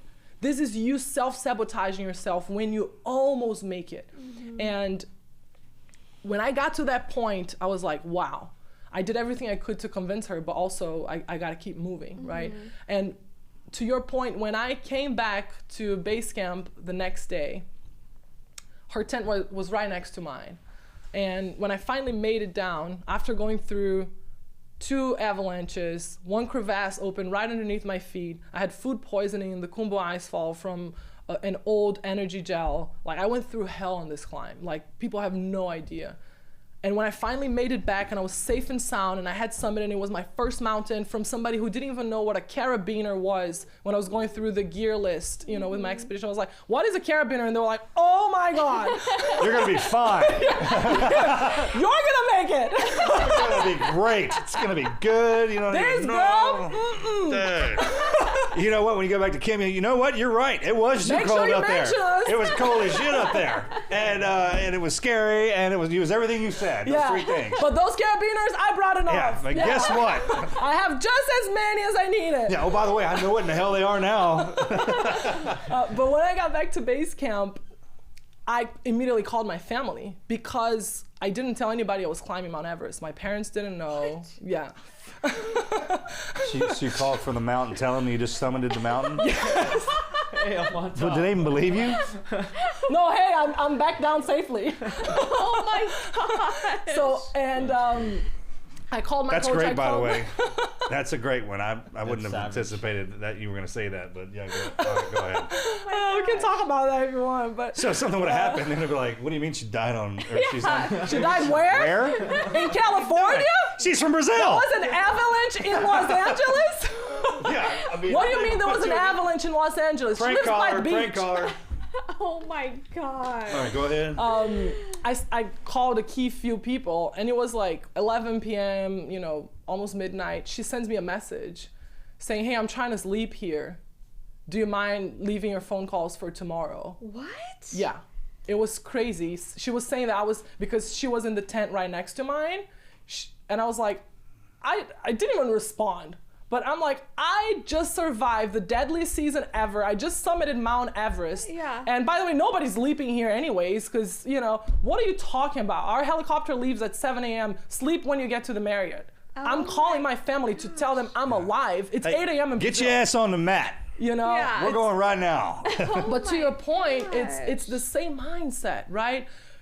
And that's why my grandfather, at that time, as a difficult kid, when he got exposed to jiu-jitsu, he realized society needs this. Yeah. Because when you build something for yourself that you're proud of, when you have self-confidence, when you have the courage to go after your dreams, you don't envy the people that do the same. You actually want more people to do that because Right. they're gonna motivate you. I wanted those lights in the mountain to keep going because if they all turn back down, I would question myself. Yeah. But you know, the moments that you get really tired and they almost think about giving up, you look up and you're like, they're still going, therefore I can too. And this is possible. And that's why it's beautiful that we meet humans, is because I hear about your story and I hear about your story and maybe the things that I thought I would never be able to do. Now you showed me it's possible and I might get further than you. All the Olympic records show that when the first person is able to run the first mile faster than 4 minutes, then everybody's doing that. And like, this is something that only humans can do. And when you have that, you help other people rise. You help other people succeed. Insecure people are the ones that are tearing each other down. Yeah. They are trying to, you know, sabotage others because you're sabotaging yourself. How can you give something to someone that you don't have it for yourself? You can't. And that's why the more we work on ourselves, the more we're able to spread it around. It's the seeds, like the seeds that my grandfather planted, they continue to this day. The seeds that started with the mango trees and the fights of him trying to get the kids out, now he's the one teaching the kids that were like him to share the tree, and that maybe you might be able to get the mangoes there a little bit higher, and you might be able to, you know, bring mangoes to kids that don't even have the ability to climb trees. Like, that's what jiu-jitsu is. And is moments like this where you realize, like, wow, you know, we are different in a way where I almost saw her as when she was a kid, because maybe she was never given the tools to make it, you know, and who knows if she will ever accomplish her dream, which was to climb Mount Everest. But it's not even about that. It's like, will you be able to face yourself in the mirror and be so transparent with yourself of going, why am I upset that she's celebrating her summit? It's because of this pain that I have inside. Because then when you realize it's always about us, you stop hurting and damaging people around you, and you start rebuilding yourself. And by doing that, you will get people that will actually come on board and create that clan, that dynasty that maybe you weren't born into it, but you can build that throughout your life. Absolutely. Well, it goes back to the competition thing. Remember when some of us like to compete, but it's like, hey, I don't want to beat that person. That makes great teammates. Like, I had that too. It makes for a good job in the teams. Like, I didn't want you to lose. I want you to get ass up there, and then you see which one she was. She had to be the champion. She's not the first place, and they just kind of they're upset at everybody. I mean, I bet it makes for a good instructor too. Well, she wanted to be a winner. Yeah, that's what I'm talking and about. she will never be a champion, right? And that to me was the biggest difference. And even when I go back into why did I have that feeling on the mats at that time that I didn't want to beat that kid, is just in my head, I couldn't understand, why can't we both be champions? Yeah. Why, in order for me to win, they have to lose? And I think that's the difference. Winners, they are defined by the medal and the trophies that they are receiving at that time. At the moment. Champions are still champions even when they lose. Nobody goes, oh, Serena Williams lost that match, she's a loser. No, Right. she's a champion. Still she's not a number one. winner Yeah, at still this best. specific, Right. you know, tournament, but she's a champion. She will forever be. And champions have that ability of winning and helping everybody else around them win as well. You know, one interesting thing was I met this girl and she became my tent mate on Everest. We were climbing together, sort of like on similar schedule. And the last 3 mountains she attempted to climb, she turned back before the summit. And they were all 8,000 meter mountains. And then her dad passed away, and she had been climbing since she was 6 years old because her dad was a climber. And then she decided to climb Mount Everest to honor him in his homage. And when she was doing super well, we got to Camp 1, she was my tent mate. And when we started the summit push, after the first rotation to acclimatize in the mountain, she started breaking down mentally. On Camp 1, she started saying, I think I'm gonna go back down tomorrow. And I said, why? You know, so I did a prayer every day in the mountain. Before every climb, I asked for permission from the mountain to keep going. And I literally felt like, despite all, you know, the huge challenges I was facing in terms of environment, the storms inside from food poisoning and the storms outside, I felt like I had this bubble, like this layer of protection that was allowing me to move forward. And it was almost like every day before my climb, I would ask for permission for the mountain to open its portal for me. You know, the mountain had already done what I was attempting to do. And that was a big revelation for me to even apply the connection purpose, like principle from jiu-jitsu, because I was trying to climb the mountain and trying to find the angles and trying to figure out. And I realized like I have to connect with the mountain. Like I have to become one in this journey. Otherwise, I'm going to make it really hard on myself and I might not even make it. And that night, I decided to, for some reason, do my prayer out loud. And I just told her, I don't know what your beliefs are, but just open your heart for whatever comes for you intuitively. But I'm going to say out loud what it's living in my heart. So I held her hand and I started doing my prayer, and she was crying throughout the whole prayer. She was bawling her eyes out, you know, and it was almost like all of that fear was coming out of her heart. It was like an outlet, right, for her. And the next day I told her, we're gonna climb together from now on. And she had had an accident on her last expedition, and she couldn't really move one arm. So she kept telling herself that she wasn't capable because her body wasn't fully functioning. And then we kept on going together. When we got to Camp 3, we woke up in the morning, and that was, you know, the final push. It was Camp 3 to Camp 4, rest a few hours and go for summit push. She made the decision to go back down. And that's when we talk about planting the seeds and then waiting for it to germinate on other people without you having to control how they receive that. In the morning, I tried to talk to her, let's keep going, and she made the decision. She's like, I can move my arm, I'm gonna go back down. And she actually radioed our expedition at base camp, and she said, I'm gonna return. And I had a private conversation with her that I'll keep to ourselves. But I told her some things, and I turned and I had to leave, right? So I started climbing up, and the climb from Camp 3 to Camp 4 means you're climbing this very steep, is one of the steepest parts of the climb, and then you're traversing into what they call the yellow band, which is this massive, you know, rock that you have to climb, and you have to do this traverse on the mountain. And right when I got to the top, before I went to traverse, her name was Kirsten, when I was about to traverse, my Sherpa, because he saw how upset I was that she wasn't gonna come, and she could do it. Like she had the heart of a champion. She just had to believe in herself. And I told her before I left, I believe in you even though you don't believe in yourself. If you wanna do this, you're gonna find me there, and I'm gonna be waiting for you. And I left, and I didn't know if she was gonna change her mind or not. But before I went on the traverse, my Sherpa started screaming, look, Cess, Carson decided to come. And I looked down, and she was like climbing up, and we summited. I have goosebumps. Oh we summited on the same day. Good job. It was incredible. Awesome. It was incredible. So it's the power of, like, sometimes just the way we live our lives, even if we think it's not having any impact, it's like, just go. Like your example, you might be inspiring people. You don't even realize how much you're doing for them. Oh, yeah. know? That's why you were there. It wasn't for you to climb that thing. It's for you to, so Well, she could. It's because you become a great teacher from it. Like a teacher has blossomed in you from this. But it's That's the almost saying, like anyway. what's the joy of winning alone? You know, it's like When the teacher's ready, the student will appear. Well, And to climb a mountain, every day I would go into class to train. The man who taught me, he had this sign right above it. When you walk in, to stare at it, it says to climb a mountain, you have to start at the bottom, and it's 1 foot over the other. So I mean, good job. I come from a very close family as well. If I were to do that and call them on my way back and say, hey, I made it, I don't know if they would be happy or super pissed. What was your family's response? I feel like it's one of those phone calls you can't be prepared to have an emotion for. There'd be there'd be a lot of things slamming in there at one time. What did your family say? the difficult thing was I was on such a short window to prepare for this. I had to be very efficient on where I was going to direct my energy and how much interference I was going to allow in my life on those 7 weeks. I come from a very protective family. Mind if I ask you that? Because it was Please. burning a hole in my head. Which ones really watch out for you?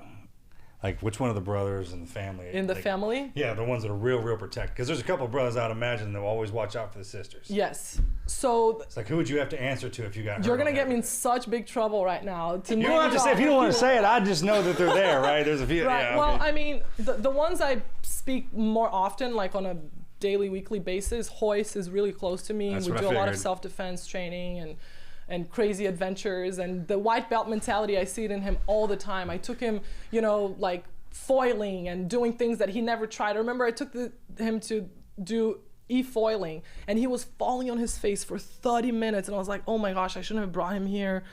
And he just didn't give up, and he just kept going and laughing at himself on every fall. And then he figured out, and he was just cruising for an hour.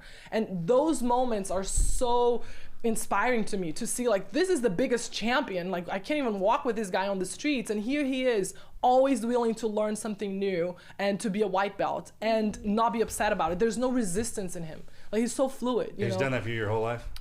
He's been very present. My mom, so here's the thing, my mom lived with him at Helio's house for years when she was young, when she was a teenager.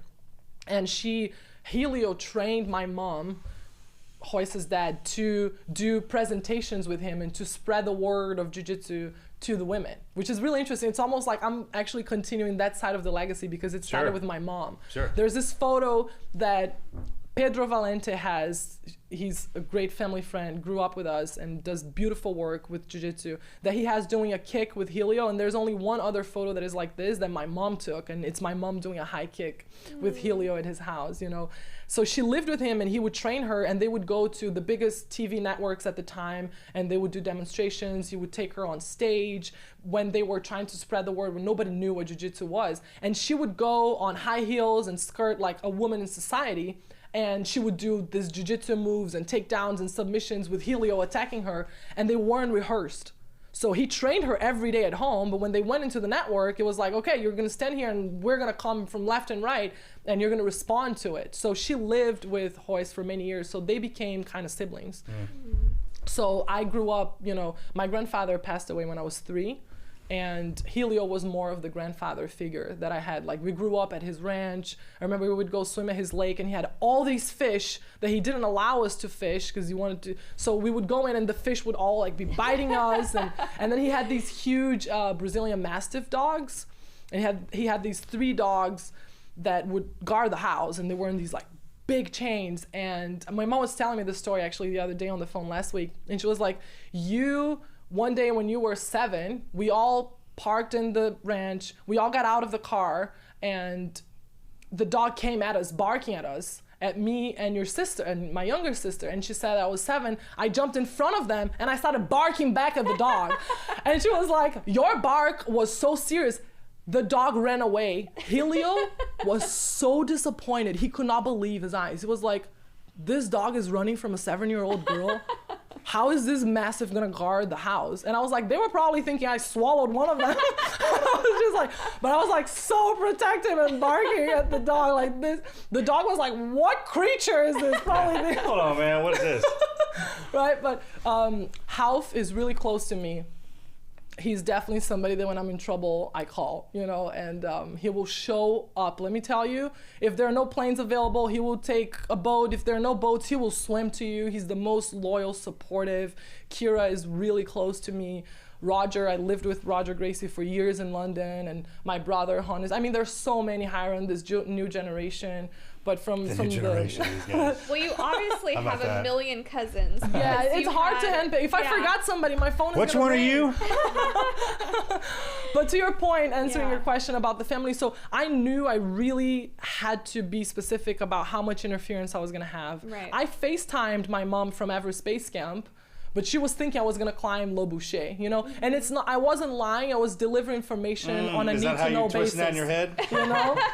See how she did that, son? Taking notes. Take that one, Are you take writing that all this one. down? Keep the names, too. But so I spoke to my siblings. I only called my mom. I know them so well. I only called my mom from the Marriott Hotel in Kathmandu. And then I called her. I had already showered. My face was all burnt. I had blisters all over my mouth. You know, I had the oxygen mask mark, and I was pretty beat. But I called her, and I was safe. I was in Kathmandu, and I called her. I was like, "Hey, Mom, I have something to tell you. I just summited Mount Everest." And she was like, "Oh my God, that's amazing! How'd you do that?" But it lasted it was a less than 5-minute phone call, which I was kind of shocked, and she hung up. And I was like, "Oh wow, this was easier than I thought."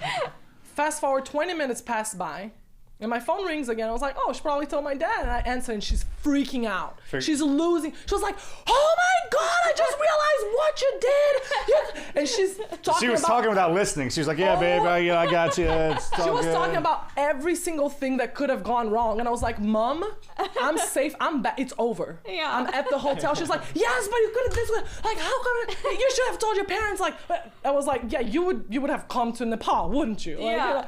you know? But she was like, "I'm freaking out. I'm so nervous. I'm so nervous. Why would you do that?" I'm like, "It's done. And I was trying, and I was like, "Can you imagine what her reaction would be?" It was like, "Mom, I'm gonna trek 65 kilometers. So if I run out of signal and connection, like." I think you hooked her up anyways. Sounds like she went through the whole gamut right then and there and back out. Yeah, but at least I avoided Just my the dad. thought of your child doing it. Yeah, just the thought. She was like, "You're always doing," because I always do this. Like, I went bungee jumping. I told her afterwards. I went skydiving. I told her afterwards. So she now she's more nervous. She's always like, "What are you up to?" Yeah, there's a gap. I hadn't heard from. What are you doing? Yeah. "You're not bored, are you?" That's exactly. Oh my gosh, what an incredible So when you get down, story. so after going through something like that, and then coming back into the hotel in Kathmandu, is it kind of like a gray day? Is it just like a melon? What are you feeling? It was really weird. Yeah. So Now I feel good, to be really honest. Like, I summited on the 23rd of May, and I feel only now I'm able of talking about this expedition without crying. You know, it was really hard. Some people told me, "Oh, you came back with PTSD," and I didn't know what it was, but not comparing by any means what just go. Yeah, you're good. what you guys go through. I think it's just what happens to your nervous system, because the thing is, I remember on my first nights at Everest Base Camp, there were avalanches every day. Like, you are in a place where you're surrounded by mountains. It's not just Everest. You have Lhotse, you have Nuptse, you have Pumori, you have Lobouché, you have like all these mountains, and there's always avalanches happening. And if you never heard one, they got their own. I've never heard one. That was my first mountain. So I remember at night in the sleeping bag, and you're already like, base camp is like -18, -20 Celsius. Like, you're already, every stressor in the environment, high altitude, you're dehydrated, like you're constantly, your body is already dealing with all of that. Plus you're sleeping, and then out of the blue, you just hear this noise like, and I would get out of my sleeping bag, get out of my tent, and run outside to like check, is it coming at me? Because you don't know, like, what do I do? Do I run? And I noticed like I was the only person always outside, and I was like, these people are weird. Yeah. Nobody comes out to see. And then as it kept happening every night, and I mean, I was in Nepal for 50 days. I was in the mountain for 38 days. You know, I started realizing, oh, they would rather not know, because there's nothing we can do. So nobody comes outside to see, is this avalanche coming my way? Well, hopefully not, but why would I leave anyways? So it was interesting that as time went by, I became that person that would hear a rock fall, that would hear an avalanche and wouldn't leave. But that has an effect on you. And the other situations that I went in the mountain, when I was caught, first avalanche coming back down between Camp 1, Camp 2 and Camp 1, then the avalanche going up between base camp and Camp 1, the crevasse, all the things that happen, and then seeing the bodies. It's just, your nervous system is already always on alert, because you never come out even when you're sleeping. Never, right. never, right? Like, an avalanche can strike at any moment, and even though you're sleeping, like, somehow your senses are so heightened. On like, guard. you can hear things happening so far, but you're constantly detecting things because you're in survival mode. It's just like being in war. Yeah. That's what they told me. It was like your nervous system was heightened for so long. Sleep and just come straight up and just without. You got to be ready. Yeah, that's what that is, and that in itself is the PT. That's what that is. Yeah. That's, if you want to get that hammered in there and know what that's like. That's what that was. So I came back with, just random emotion. I would start crying out of the blue. And then I would get really sleepy, and I would sleep for 3 days in a row without knowing why. I was so tired. And then I lost 22 pounds on this expedition. Great diet. Like, best thing ever. Best ever. You know? And I was eating a lot, but The like Everest diet. my body was so weak, my body was so depleted. So I think it's the combination of your body being depleted, your nervous system being completely exhausted, and then you trying to process everything you went through and trying to understand who are you now on the other side, because you're never the same person. Yeah. It's like walking into the gym and working out that entire time, and as soon as you come back down is when you start to feel it. And I mean, every step, every breath, every ounce of pain and pressure, you don't feel it up there. It's when you come back down. And you can't, because if you allow yourself to you'll feel... die. Yeah, you'll die. That's right. They don't ever talk about that part either. He's like, hey, the hard part is coming down a mountain, and then when you get off of it. It's like with the military too. It's like, hey, you sign up. That's walking into the gym. Imagine doing a jiu-jitsu match the entire time. And then when you come out of there, then you'll know what you did. You'll understand.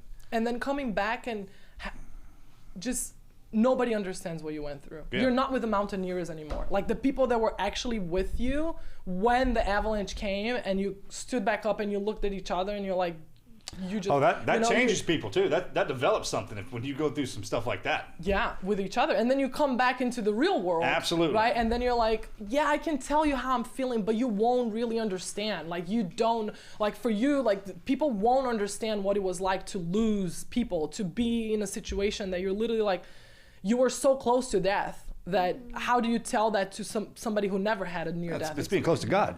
You're not in control. I'm going to kill you in a second. What are you going to do? Argue? Who are you going to yell at? Can you explain the void again? I love what you said right before we got started. Yeah, like the void. What you live in, those interim moments that they don't talk about them, but they exist. You can't explain them, and you see them all the time, and it's in the moments. And if you can actually capture those when you do it enough, and then what happens is you start to live in the void, and you see things as how they really are, as opposed to when you're trying to put them together.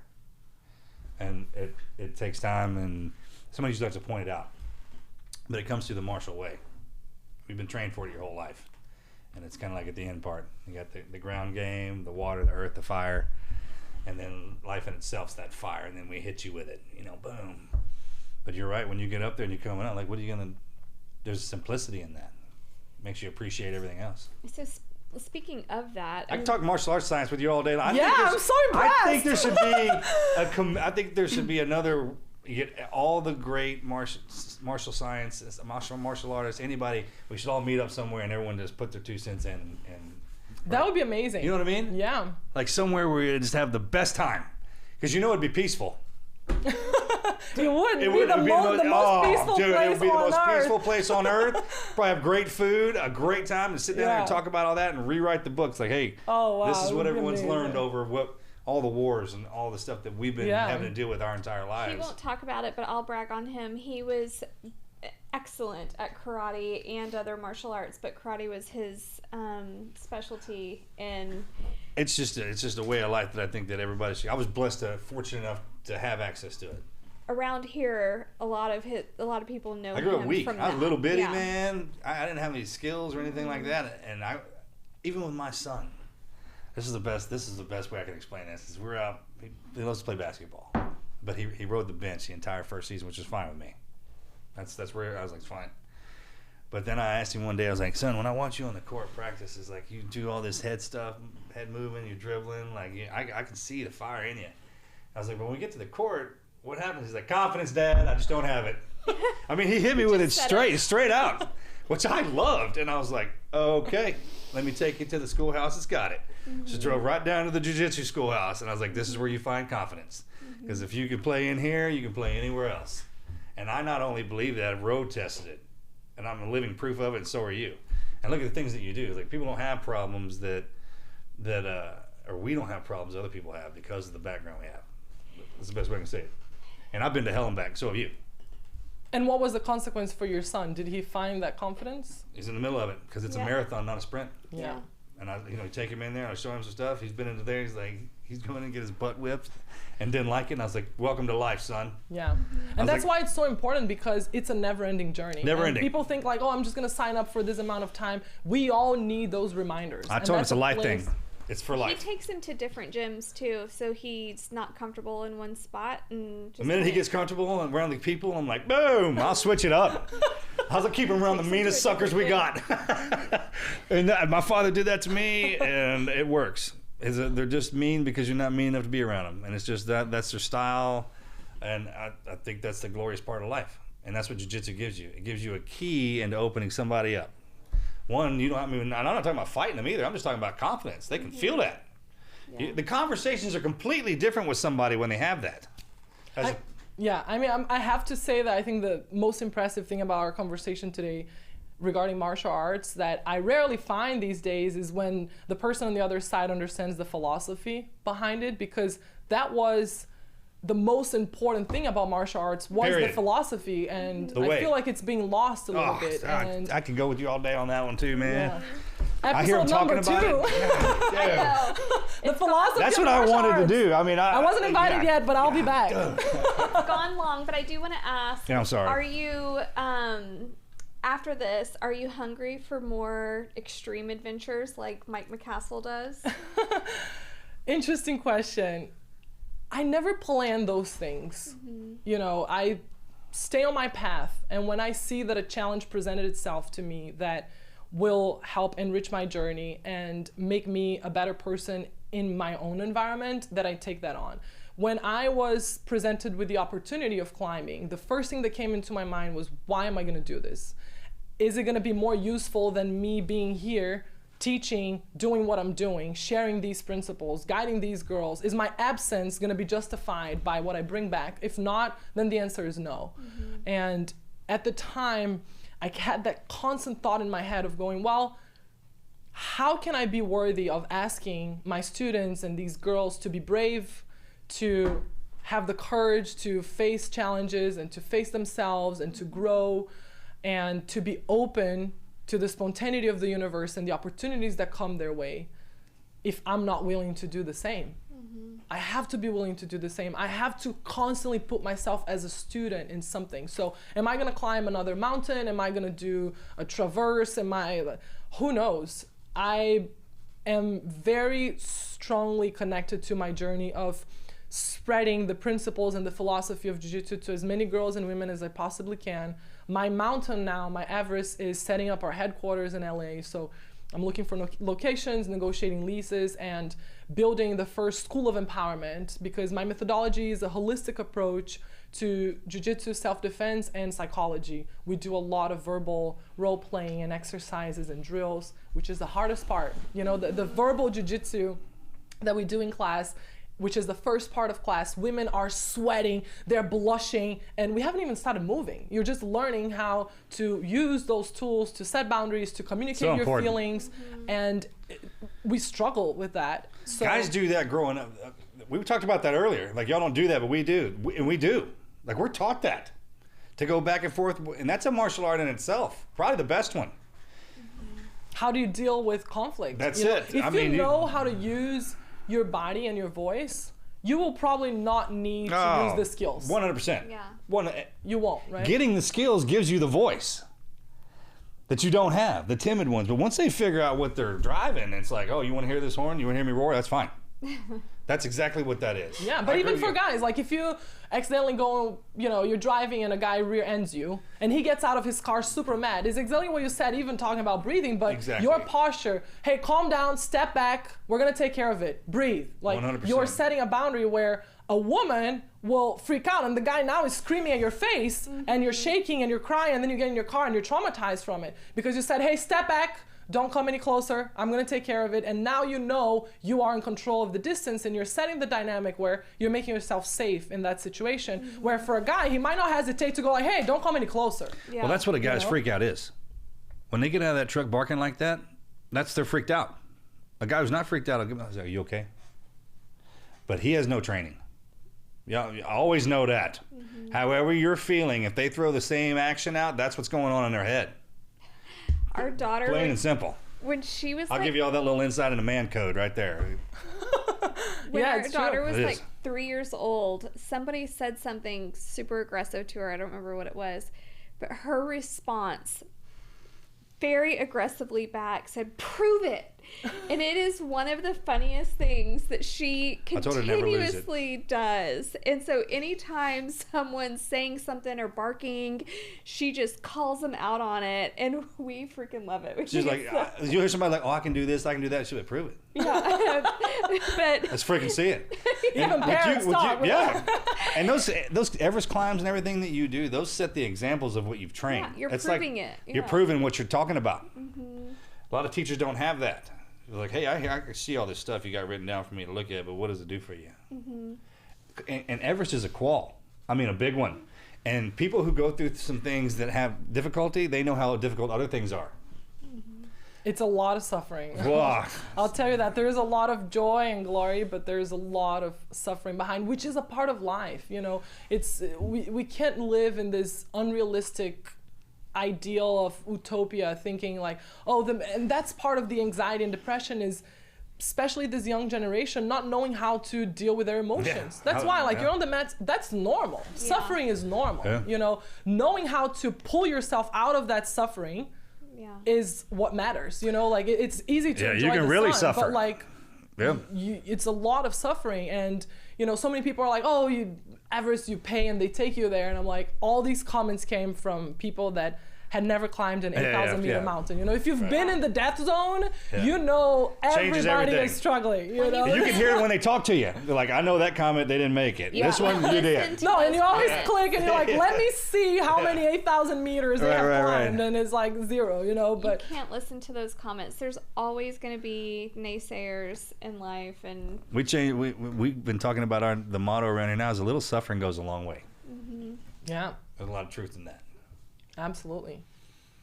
I do want to finish up with what you're doing now. So you've got the school, you're trying to build this big empowerment center, and you're going around and actually doing empowerment retreat type things, right? Does it have to be LA? I mean, why not? Yeah. Why not Texas? Why not Texas? Find me an incredible location here, undeniable. And I'm about to show it to you right after we get done here. Okay, I'm open to it. Yeah, that would be awesome. So are you planning on spreading that outside of LA? Or are you wanting to like franchise out or?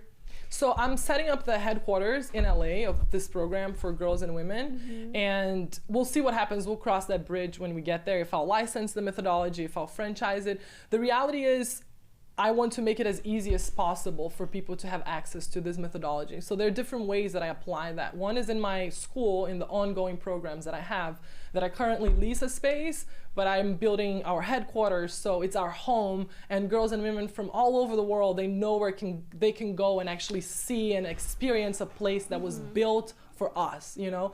And then in parallel with that, I do a lot of corporate training where I use the principles of jiu-jitsu applied to everyday life. And that's tailored according to each company. And I work with the Four Seasons and, you know, companies from tech companies and all over the place, which is really interesting because it's teaching self-confidence to teams. It's communication skills. But when you have the confidence in yourself, you solve so many problems in the team. And when you know how to apply the principles, and when you get your team to think about their foundation, they can be in charge of the distance. So you start unloading HR because now you're just understanding better what your role is in the situations as well. And it's a philosophy for life. And then I do similar retreats for women where I travel, I've traveled to 5 continents teaching them. And then now that I came back from Everest, I built this keynote that, like you said, it's proof that the principles of jiu-jitsu work, and how is that applied outside of the mats, and how I applied that in mountaineering in this specific scenario. But I've been doing a lot of corporate talks, and it's something that I'm wanting to get into more because it's a space that we still don't have a huge presence, but there's a huge demand. And I think we can cause incredible impact if we spread the word in that direction as well. So those are my 3 focus now: building the headquarters, doing more keynotes, and doing more corporate training to also start implementing the philosophy and the principles of jiu-jitsu in places that are not living and breathing that, and absolutely should and could benefit tremendously from it. Like in the school thing, that's the biggest one. Is what I mean, I get the other stuff, but the school ones, I think that would hit, because I have a daughter now, it would hit hard. I mean, she goes to a private school. Oh yeah. Which is even it's easier to get into private schools. A lot right? So easier. that's my life dream and my life goal, I have this methodology that it's a limited methodology because you're not going to build a plan for schools that it's going to take them to black belt, right?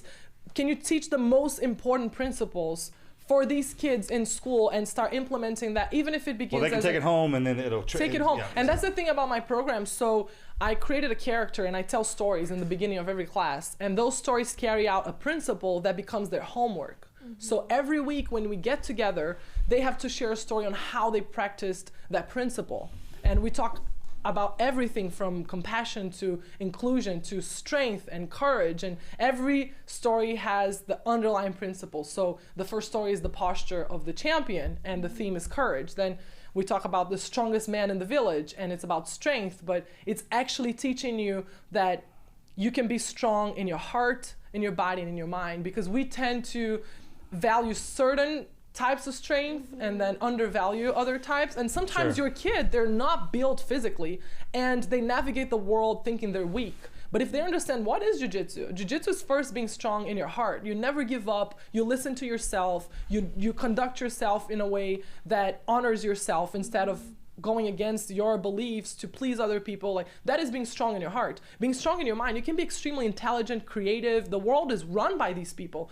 And when they understand, oh, I'm actually really strong, it doesn't matter if they say that you're physically weak or that you know who you are. Therefore, you're going to apply strength and you're going to increase your strength in that area. So we have all those discussions. It's really interesting to see their exchanges because it's when they get to learn from each other, and that's the most important thing. Like, this whole block of my class, from the 1 hour class, 15 minutes is 7.5 taking them through the storytelling, and 7.5 is discussing the principle and hearing how they applied it. And, you know, I have a little script because it's important for them to not only learn and hear the story, but to know, oh, I have to live it. I want them to live the principles of jiu-jitsu before anything else. Well, the scenario will present itself. Yeah.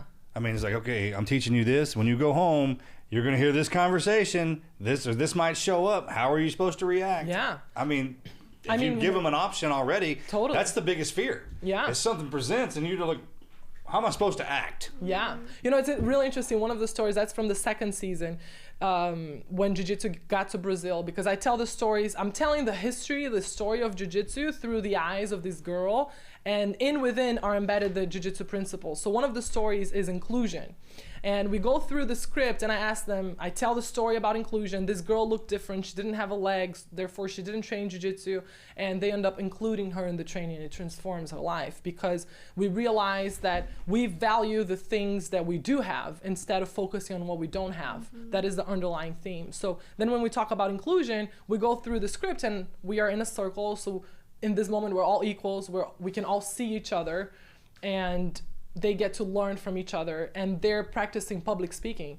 And I always, when they talk really low, voice of the champion, the superpower coming from your belly, project your voice. So they're learning a skill from psychology, from projecting their voice, that is the biggest fear in the world is public speaking, you know? And when we go through that, so first I ask them, so what does inclusion mean? And then they all say what inclusion means. What is the opposite of inclusion? Oh, excluding, not letting people join your group. Okay, who here has felt excluded in their lives? And they all raise their hands, like, I felt excluded. We all have felt. And then I said, and who here has excluded someone? Then they all look around, who's gonna raise their hands first? But this is an opportunity for them to self-analyze, right? I'm not gonna say, you have, I've seen it. But then one raises their hand and then the other one is like, I rhetorical question, we know you all have. Yeah, but if you have the awareness that you are the one that is rejecting other people, you are being presented with an opportunity to change your behavior. Sure. I don't want just the girls that walk through my door, the ones that are suffering bullying. Like, I know the bully is also in my class. I have a class with 20, 30 girls. The bully is also there. They're not all victims.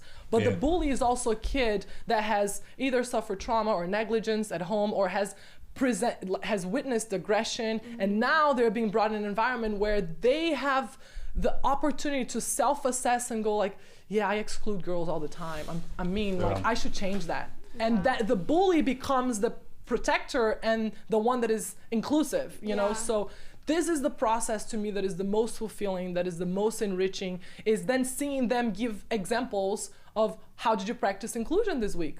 Yeah. Oh, I included my younger sister in the play date that I have that I never want her around. Oh, I included my mom in this thing that like she's always asking me if she, you know, if I wanted to go with her and I never. So then they start learning different ways of, oh, I went to talk to the girl in my class that doesn't have any friends. So now they're hearing from each other, girls their same age. And it's so funny because you start seeing them giving advice to each other. Aww. And I'm like holding myself not to laugh. And I'm like, let it happen. This is something, but it's, you know, amazing to see that now it's almost like I can remove myself and just watch them existing. They created their own environment. Building that bond. That comes with training too. A lot of teachers don't understand to identify the bully, which where that word comes from is from a bull.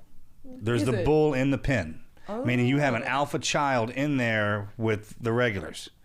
And when they do that, if you don't train your bull, then the little ones will go back home and act like that because that's what a bull does. And let me tell you something, bulls don't have to explain themselves.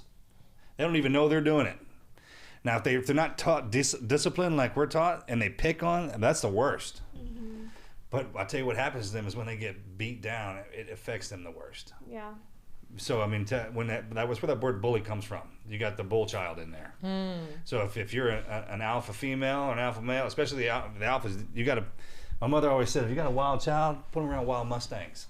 Can't talk to them. They'll settle them down faster than anything. Perfect world, you could separate the bulls, but you actually need one in there. That could be your next thing, taming you know what wild I mean? Mustang. It's like, once you see them and identify them and label them. Coaches for that? Yeah. In a good way. Like if you're like, hey, you're obviously my alpha, I need you to lead. I need you to be kind instead of mean. You can't believe what that does for them. Because then people resonate to that, especially children. Well, aggression comes out of insecurity. Yeah. Bullies are the most insecure. Sure. They don't know what they are. And they're trying to figure it out, especially if they're big. I mean, you know, children, it's got to be the toughest part of life. Yeah. Being a freaking kid, man. For sure.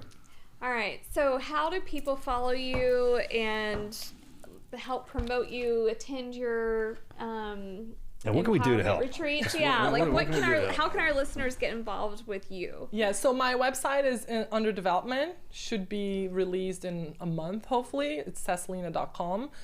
But my social media, my Instagram is where I'm the most present, is Cesa Gracie, CESAGRACIE.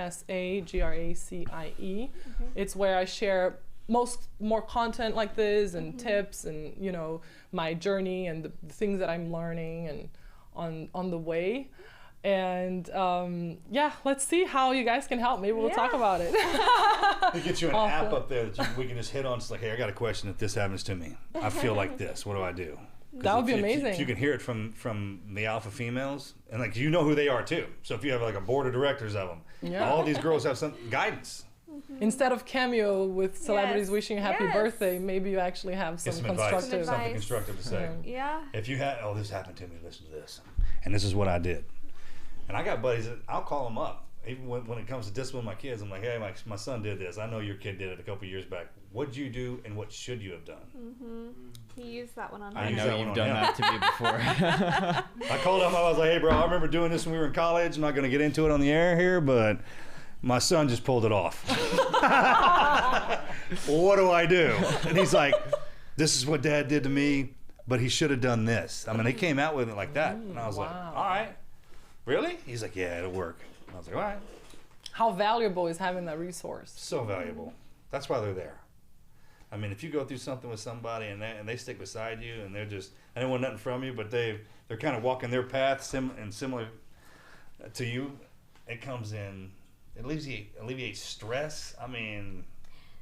Well, I know that we tried to plan a demonstration or whatever for this weekend, and it was just crazy with everyone's schedules, but I would love to have you back out to Texas and do a women empowerment retreat out here. I really feel like it would do really well, and so many people would benefit from it. So we just need to sure you have a great time, plan way ahead of time. But I really, if you're up for that, I think that 100%. Awesome. Let's do it. And those retreats, they start with a self-defense jiu-jitsu philosophy class, and then we dive into breath work. We do nervous system regulation. There's an opportunity for Q&A. Then we do a psychology circle and we discuss a theme. Every event has a theme, so it's such a beautiful space to be in. And nobody has any experience with jiu-jitsu, really. Nobody's coming to learn how to fight. They're coming to learn something that they're going to be able to apply in their lives. And it's women from all walks of life, and I've done in so many states, but never in Texas. Never in Texas. So we have something. Located. We have something that we call She Never Quit instead of Team Never Quit, and we've done these women empowerment retreats with guns, and it's actually all self-defense weapons as far as guns, knives, archery, and it was so much fun. So to include what you have on top of that would just be like 60 or 70 of the best ladies at firearms and knives and killing and all that stuff like that. Well, and then the best lady at teaching jiu-jitsu. They're just in one spot. Yeah. Let's do it. Count me in. Yeah. I want to take part in every other activity and learn as well. Yeah, I mean, everything that we've done, our instructors are Olympians and world champions at whatever they're teaching, whether it's handgun or rifle or shotgun or archery or knife throwing, whatever it is. And so to have you doing the jiu-jitsu portion, or we can even help just you the out. philosophy on jiu-jitsu, would just be count the me ultimate in. thing. Yeah, that's the most valuable thing, is somebody coming in without knowing what to expect and then leaving realizing that they're capable of so much more than they thought they would be before they walked through that door. Awesome. Well, thank you so much for coming on. Yeah, thank you We so appreciate much. you. Thank you for having me. What an interesting conversation. Yeah, thank you so much, Cesalina, for coming down. We really appreciate it. And for the listeners, if you have any guest recommendations, we would love to hear who you have to give. We'll go check them out, and we will see you next week. This is the Team Never Quit podcast. So buckle up, Buttercup.